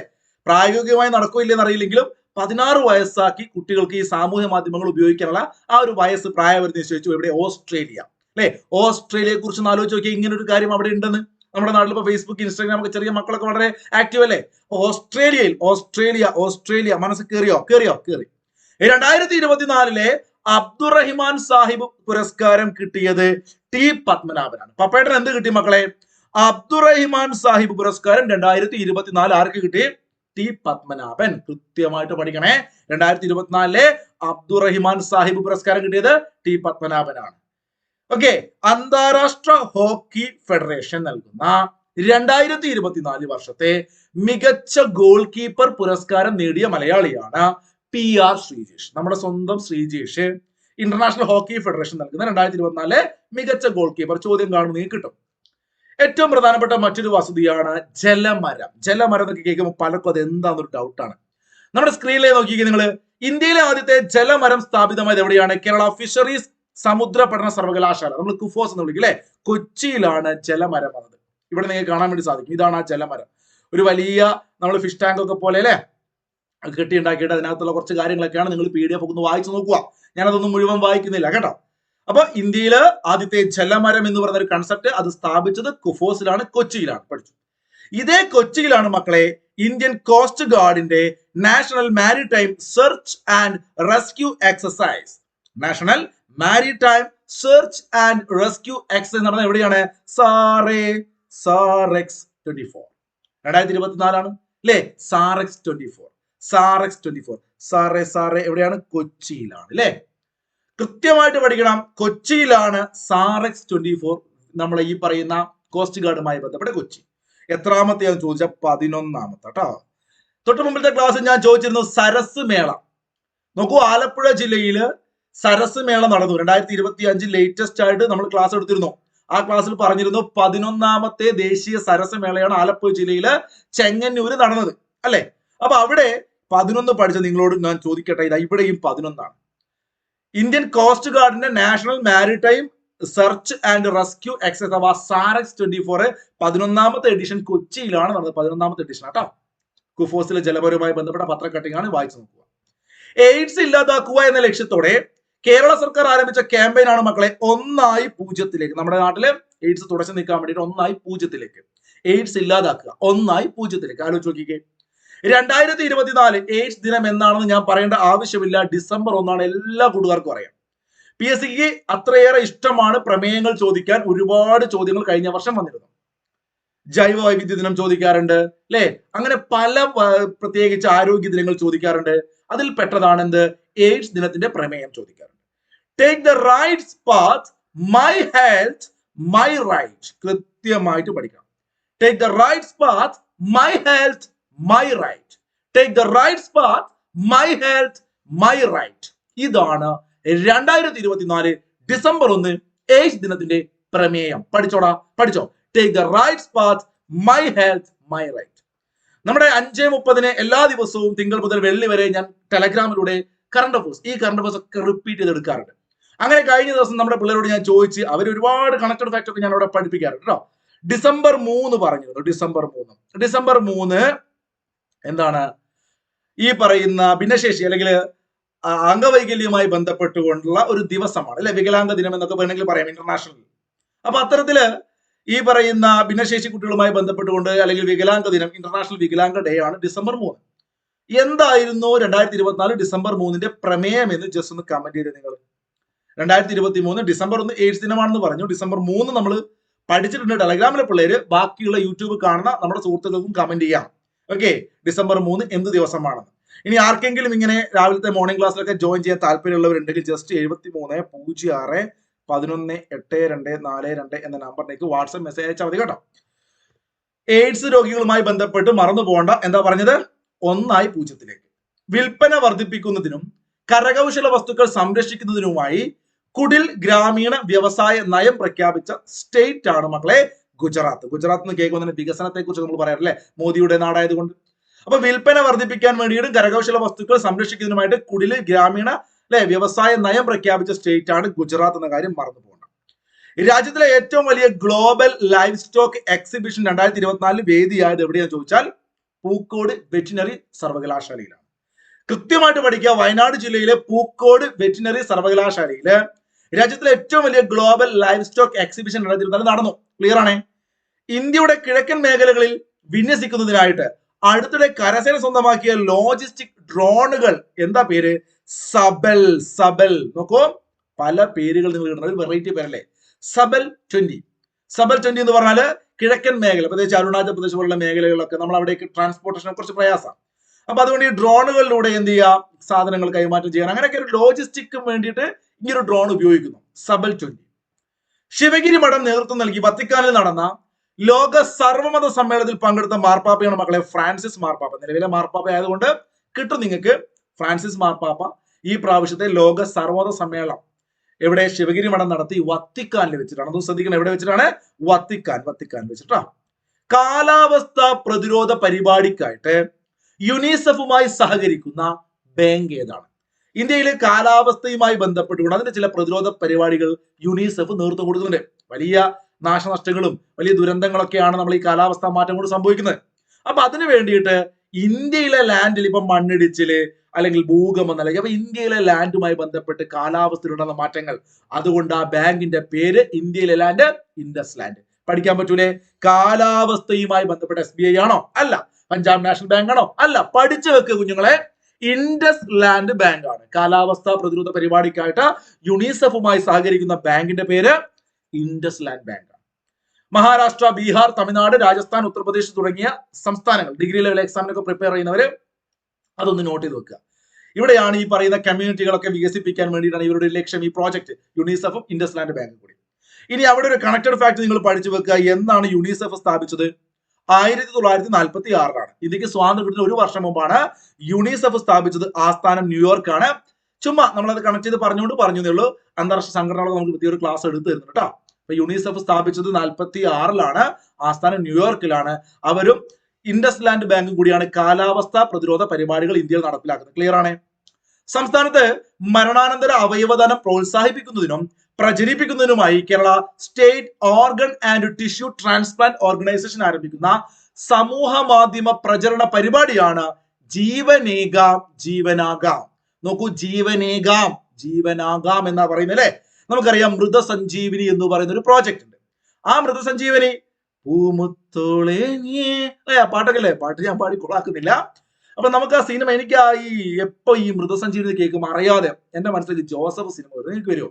അപ്പൊ നമ്മള് ഈ അവയവദാനം, മൃതസഞ്ജീവനി ഒക്കെ നിങ്ങൾക്ക് അറിയാമെങ്കിലും ഈ അടുത്ത കാലത്ത് മൃതസഞ്ജീവനി എന്ന് പറയുന്ന പ്രോജക്റ്റുമായി ബന്ധപ്പെട്ടുകൊണ്ട് സോഷ്യൽ മീഡിയയിലൊക്കെ അല്ലെ അത്തരത്തിലൊരു പ്രചരണ പരിപാടി ആരംഭിച്ചു. അതിന്റെ പേരാണ് ജീവനേകാം ജീവനാകാം. മൃതസഞ്ജീവനി കിട്ടും അല്ലെ. നമ്മളൊരു ജീവൻ നൽകുകയല്ലേ ഓരോ അവയവം പകുത്തു നൽകുമ്പോൾ. രാജ്യാന്തര ചലച്ചിത്രമേളയിൽ lifetime achievement, IFFK lifetime achievement പുരസ്കാരം നേടുകയാണ്. ഇതാ ഒരു വനിത, വളരെ ഇമ്പോർട്ടന്റ് ആണ്. 2024 പ്രധാനപ്പെട്ട ഒരു ഫാക്ട് ആണ്. ഹോങ്കോങ് സംവിധായികയും നടിയുമായ ആൻ ഹുയി. പേര് അതുപോലെ തന്നെ പഠിക്കണം. കാരണം ഇതുപോലെ ഒരു പേര് ഇടയ്ക്കിടയ്ക്ക് ഞാൻ കഴിഞ്ഞ 2-3 മാസം മുമ്പ് എടുത്ത ക്ലാസ്സിൽ പറഞ്ഞിരുന്നു. ഈ പ്രാവശ്യം നമുക്ക് പഠിക്കാനുള്ള നോബൽ സമ്മാനം 2024 നോബൽ സമ്മാനമാണ്. കാരണം പുതിയത് 2025 അവസാനത്തേക്കാണല്ലോ വരിക. ഇപ്പൊ 2024 നോബൽ സമ്മാനവുമായി ബന്ധപ്പെട്ടുകൊണ്ട് നിങ്ങൾ പഠിച്ചൊരു പേരുണ്ട് അല്ലെ. ആ പേരെന്താണ്? സമാധാനമാണോ സാഹിത്യമാണോ? സാഹിത്യത്തിനുള്ള നോബൽ സമ്മാനം ലഭിച്ചൊരു പേരുണ്ട്. ഒന്ന് കമന്റ് ചെയ്താടാ പിള്ളേരെ. 2024 സാഹിത്യത്തിനുള്ള നോബൽ സമ്മാനം കിട്ടിയതും ഈ പേരും തമ്മിൽ ചിലപ്പോൾ നിങ്ങൾക്ക് മാറും. രാജ്യാന്തര ചലച്ചിത്രമേളയിൽ ലൈഫ് ടൈം അച്ചീവ്മെന്റ് പുരസ്കാരം കിട്ടിയത് ആൻ ഹുയി ആണ്. ഹോങ്കോങ്കാരിയാണ്. മറന്നു പോകണ്ടാവേ. കണ്ടോ മാഡത്തിന്റെ ഫോട്ടോ കണ്ടോ നിങ്ങൾ? ഹോങ്കോങ് സംവിധായക നടിയുമാണ്. പത്രക്കട്ടിങ്ങാണ്, വായിച്ചു നോക്കുക. വികസിത ഭാരത് അല്ലെ. 2047 എത്തുമ്പോൾ 100 വർഷം പിന്നിടുന്ന സമയത്ത് ഇന്ത്യയിൽ ഒരുപാട് മാറ്റങ്ങൾ വരാൻ വേണ്ടി പോവുകയാണ്. അതിന്റെ ഭാഗമായിട്ട് ഒരു വ്യാപാര മേള ഡൽഹിയിൽ വെച്ച് നടന്നു. സ്വച്ഛ് പവലിയൻ വിഭാഗത്തില് അങ്ങനെ ഒരു മേള നടന്ന സമയത്ത് അതിനകത്ത് പല കാര്യങ്ങൾ അവിടെ ഉണ്ടാവുമല്ലോ. അപ്പോൾ അതിൽ കേരളം എന്ന് പറയുന്ന നമ്മുടെ സ്റ്റേറ്റിനെ അവിടെ ഒരു മെഡൽ കിട്ടി, വെള്ളി മെഡൽ. വളരെ ഇമ്പോർട്ടന്റ് ആയ ഒരു പോയിന്റ്, അല്ലെങ്കിൽ നിങ്ങൾ ജസ്റ്റ് ഓർത്ത് വെച്ചേക്കുക. വികസിത ഭാരത് 2047 എന്ന തീമിൽ ഡൽഹിയിൽ നടന്ന അന്താരാഷ്ട്ര വ്യാപാര മേളയിൽ സ്വച്ഛ് പവലിയൻ വിഭാഗത്തിൽ വെള്ളി മെഡൽ നേടിയ സ്റ്റേറ്റ് ആണ് നമ്മുടെ കേരളം എന്ന കാര്യം ഓർത്തു വെച്ചേക്കണേ. എം മുകുന്ദൻ. മുകുന്ദേട്ടനെ നമുക്ക് എല്ലാം അറിയാം, നമ്മുടെ പ്രിയപ്പെട്ട സാഹിത്യകാരൻ, മലയാളത്തിന്റെ എം മുകുന്ദൻ. എം മുകുന്ദന്റെ ഓട്ടോബയോഗ്രഫി, ആത്മകഥയുടെ പേരെല്ലാവരും പഠിച്ചു വെച്ചേക്കണം. എന്റെ എംബസി കാലമാണ്. എന്റെ എംബസി കാലം. നിങ്ങളുടെ PSC കാലത്ത് നിങ്ങൾക്ക് ഇതൊക്കെ പഠിക്കാൻ കിട്ടുന്നു അല്ലെ? പഠിച്ചു വെച്ചേക്കണം, നന്നായിട്ട് ശ്രമിക്കുക, നിങ്ങൾ ആഗ്രഹിച്ച ജോലി കിട്ടും. അപ്പൊ എന്റെ എംബസി കാലം എം മുകുന്ദന്റെ ആത്മകഥയാണ്. അദ്ദേഹം ഫ്രഞ്ച് എംബസിയിലെ 4 പതിറ്റാണ്ടോളം അവിടെ ഉണ്ടായിരുന്ന അനുഭവങ്ങളാണ് അതിൽ ബുക്കിനകത്തുള്ളത് കേട്ടോ. രാജ്യത്തുടനീളമുള്ള സൂക്ഷ്മ ചെറുകിട ഇടത്തരം സംരംഭങ്ങളുടെ വളർച്ച പ്രോത്സാഹിപ്പിക്കാൻ വേണ്ടി ആരംഭിച്ച ഒരു പദ്ധതിയാണ് national MSME cluster outreach programme. ആ പേരൊന്ന് നോട്ട് ചെയ്ത് വെക്കുക. National MSME cluster outreach programme. National MSME cluster outreach programme. സൂക്ഷ്മ ചെറുകിട ഇടത്തരം സംരംഭങ്ങളുടെ വളർച്ചയുമായി ബന്ധപ്പെട്ട് 11 വർഷം തികയ്ക്കുന്ന കുടുംബശ്രീയുടെ ജെൻഡർ ഹെൽത്ത് ഡെസ്ക് പദ്ധതിയാണ് സ്നേഹിത. ഇത് വളരെ ഇമ്പോർട്ടന്റ് ആണ്. കാരണം PSC ചോദിക്കുന്നുണ്ട് കുടുംബശ്രീയുടെ ജെൻഡർ ഈ പറയുന്ന ഒരു പ്രോജക്റ്റ് സ്നേഹിത, എത്രയോ കാലം നിങ്ങൾ പഠിക്കുന്ന. അവിടുത്തെ ഒരു പ്രശ്നം എന്താ വെച്ച് കഴിഞ്ഞാല്, ഈ സ്നേഹിത പ്രോജക്റ്റ് എപ്പോ വന്നതാ? 2013 വന്നതാണ്. 2013 വന്നതാണ്. അപ്പൊ അത് ഏകദേശം 11 വർഷം പിന്നിട്ടോ. അതിപ്പോ കറണ്ട് അഫയേഴ്സിൽ എന്തുകൊണ്ട് പ്രസിദ്ധി ചോദിച്ചാൽ ചോദ്യം വരാം. നമുക്ക് എവിടെ വരാം? സാമൂഹിക ക്ഷേമ പദ്ധതികൾ ചോദിക്കാം. സ്നേഹിത പദ്ധതി ഏത് വർഷം വന്നു? 2013 വന്നു. ആക്ച്വലി അന്ന് തുടങ്ങിയ സമയത്ത് മലപ്പുറം, എറണാകുളം, ട്രിവാൻഡ്രം ഈ പറയുന്ന കേരളത്തിലെ 3 റീജിയനിലായിരുന്നു ഉണ്ടായിരുന്നത്. അത് 2017-18 മുഴുവനായിട്ടും വന്നത് എന്ന കാര്യം കൂടി ഓർത്തിച്ചേക്കുക. സ്നേഹിത പദ്ധതി ഒക്ടോബറിൽ ഇന്ത്യയുടെ ഡിജിറ്റൽ പേയ്മെന്റ് സംവിധാനമായ UPI നടപ്പിലാക്കിയ ഏത് ഒക്ടോബർ എന്ന് ചോദിക്കുക. കൃത്യമായിട്ട് ആ ഡേറ്റ് ഓർത്തു വെക്കണം. 2024 ഒക്ടോബറിൽ ഇന്ത്യയുടെ ഡിജിറ്റൽ പേയ്മെന്റ് സംവിധാനമായ UPI നടപ്പിലാക്കുന്ന രാജ്യമാണ് മാലിദ്വീപ്. 2024 ഒക്ടോബറിൽ നിലവിൽ വന്ന Basheer museum and reading room, അതിന് നൽകിയ പേരെന്താണ് ചോദിക്കും? മതിലുകളാണ്. മക്കളെ കൃത്യമായിട്ട് നോട്ട് ചെയ്ത് വെക്കുക. നല്ലൊരു ചോദ്യമാണ്. നമ്മുടെ സാഹിത്യകാരൻ വൈക്കം മുഹമ്മദ് ബഷീർ, അദ്ദേഹത്തിന്റെ പേരിൽ ഒരു റീഡിംഗ് റൂമിൽ ലൈബ്രറി, ഒരു മ്യൂസിയം വരുന്നു അല്ലെ? അത് എവിടെയാണ്? കോഴിക്കോടാണ് വരുന്നത്. കൃത്യമായിട്ട് പറയുന്നത് ചത്തമംഗലം എന്ന് പറയുന്ന സ്ഥലത്ത്, അവിടുത്തെ ഗ്രാമപഞ്ചായത്തില് ദയാപുരം എന്ന് പറയുന്ന അവിടെ ഒരു ഏരിയ ഉണ്ട്, അവിടെയാണ് അത് വരുന്നത്, ദയാപുരം. അപ്പൊ ആ സ്ഥലം ഒന്നും നിങ്ങൾ പഠിച്ചില്ലെങ്കിലും ജസ്റ്റ് നോട്ട് ചെയ്ത് വെക്കുക. കോഴിക്കോട് ചത്തമംഗലം ദയാപുരം എന്ന് പറയുന്ന സ്ഥലത്താണ് മതിലുകൾ എന്ന് പറയുന്ന ഒരു റീഡിംഗ് റൂം വരുന്നത് കേട്ടോ. അവിടെ അത് ഉദ്ഘാടനം ചെയ്തന്ന് അടൂർ ഗോപാലകൃഷ്ണൻ ആയിരുന്നു അദ്ദേഹത്തിന്റെ ഫോട്ടോ കണക്ക് കൊടുത്തത്. എന്റെ ഭൂമി നിങ്ങൾക്ക് ഓർമ്മയുണ്ടാവും. സർവേ പപ്പുവിനെ ഓർമ്മയല്ലേ? ഇങ്ങനെ വടി പിടിച്ചത് ആനക്കുട്ടൻ. അപ്പൊ എന്റെ ഭൂമി എന്ന് പറയുന്ന സംയോജിത വെബ് പോർട്ടലിലൂടെ ഭൂവിവരങ്ങൾ ഡിജിറ്റൽ ആക്കുന്ന രാജ്യത്തിലെ ആദ്യത്തെ വില്ലേജ് ഏതാണ്? എന്റെ ഭൂമി സംയോജിത വെബ് പോർട്ടലിലൂടെ ഭൂവിവരങ്ങൾ ഡിജിറ്റൽ ആക്കുന്ന രാജ്യത്തിലെ ആദ്യത്തെ വില്ലേജ് ആണ് ഉജ്ജാർ ഉൾവാർ. നല്ല സെറ്റ് ആണ്, അവിടെ ഫുൾ ഡിജിറ്റൽ ആണ്, നല്ല ഉഷാറായിട്ട് നല്ല ഉജ്ജാർ ഉൾവാർ ആണ്. എന്റെ ഭൂമി സംയോജിത വെബ് പോർട്ടലിലൂടെ ഭൂവിവരങ്ങൾ ഡിജിറ്റൽ ആക്കുന്ന രാജ്യത്തിലെ ആദ്യത്തെ വില്ലേജ് ആണ് ഉജ്ജാർ ഉൾവാർ. അത് കുമ്പള ഗ്രാമപഞ്ചായത്താണ്, മഞ്ചേശ്വരം താലൂക്കാണ്, കാസർഗോഡ് കേട്ടോ. മഞ്ചേശ്വരം താലൂക്കില് കുമ്പള ഗ്രാമപഞ്ചായത്തിൽ ഉജ്ജാർ ഉൾവാർ. ഡ്രൈവിംഗ് സ്കൂളുകളുടെ നിയന്ത്രണവും ലൈസൻസുമായി ബന്ധപ്പെട്ട നിയമങ്ങൾ പരിഷ്കരിക്കാൻ സംസ്ഥാന സർക്കാരുകൾക്ക് അനുമതിയില്ലെന്ന് ഉത്തരവിറക്കിയ കോടതി ഏതാണ്? നല്ലൊരു ചോദ്യമാണ്, പിടിക്കുക മക്കളെ. ഡ്രൈവിംഗ് സ്കൂളുകളുടെ നിയന്ത്രണവുമായി ബന്ധപ്പെട്ടുകൊണ്ട് നമ്മുടെ സംസ്ഥാന സർക്കാരുകൾക്ക് അധികാരമില്ല എന്ന് ഉത്തർപ്രദേശില് അലഹബാദ് ഹൈക്കോടതിയാണ് വിധിച്ചത്. പഠിച്ചു വെക്കണേ. ഡ്രൈവിംഗ് സ്കൂളുമായി ബന്ധപ്പെട്ട ഏത് ഹൈക്കോടതിയാണ്? ഡ്രൈവിംഗ് സ്കൂളുടെ നിയന്ത്രണം സ്റ്റേറ്റ് സർക്കാരിന്റെ ഇതിൽ വരുന്നില്ല എന്ന് പറഞ്ഞു അലഹബാദ്. മുസ്ലിം പുരുഷന്മാർക്ക് ഒന്നിലേറെ വിവാഹങ്ങൾ രജിസ്റ്റർ ചെയ്യാമെന്ന് വിധിച്ച കോടതിയാണ് ബോംബെ ഹൈക്കോടതി. ചികിത്സാ പിഴവ് ഉണ്ടായി എന്ന പേരിൽ നഴ്സുമാരെ അറസ്റ്റ് ചെയ്യുന്ന അടക്കമുള്ള നടപടി പാടില്ലെന്ന് പ്രസ്താവിച്ചത് തീർച്ചയായിട്ടും കേരള ഹൈക്കോടതിയാണ്.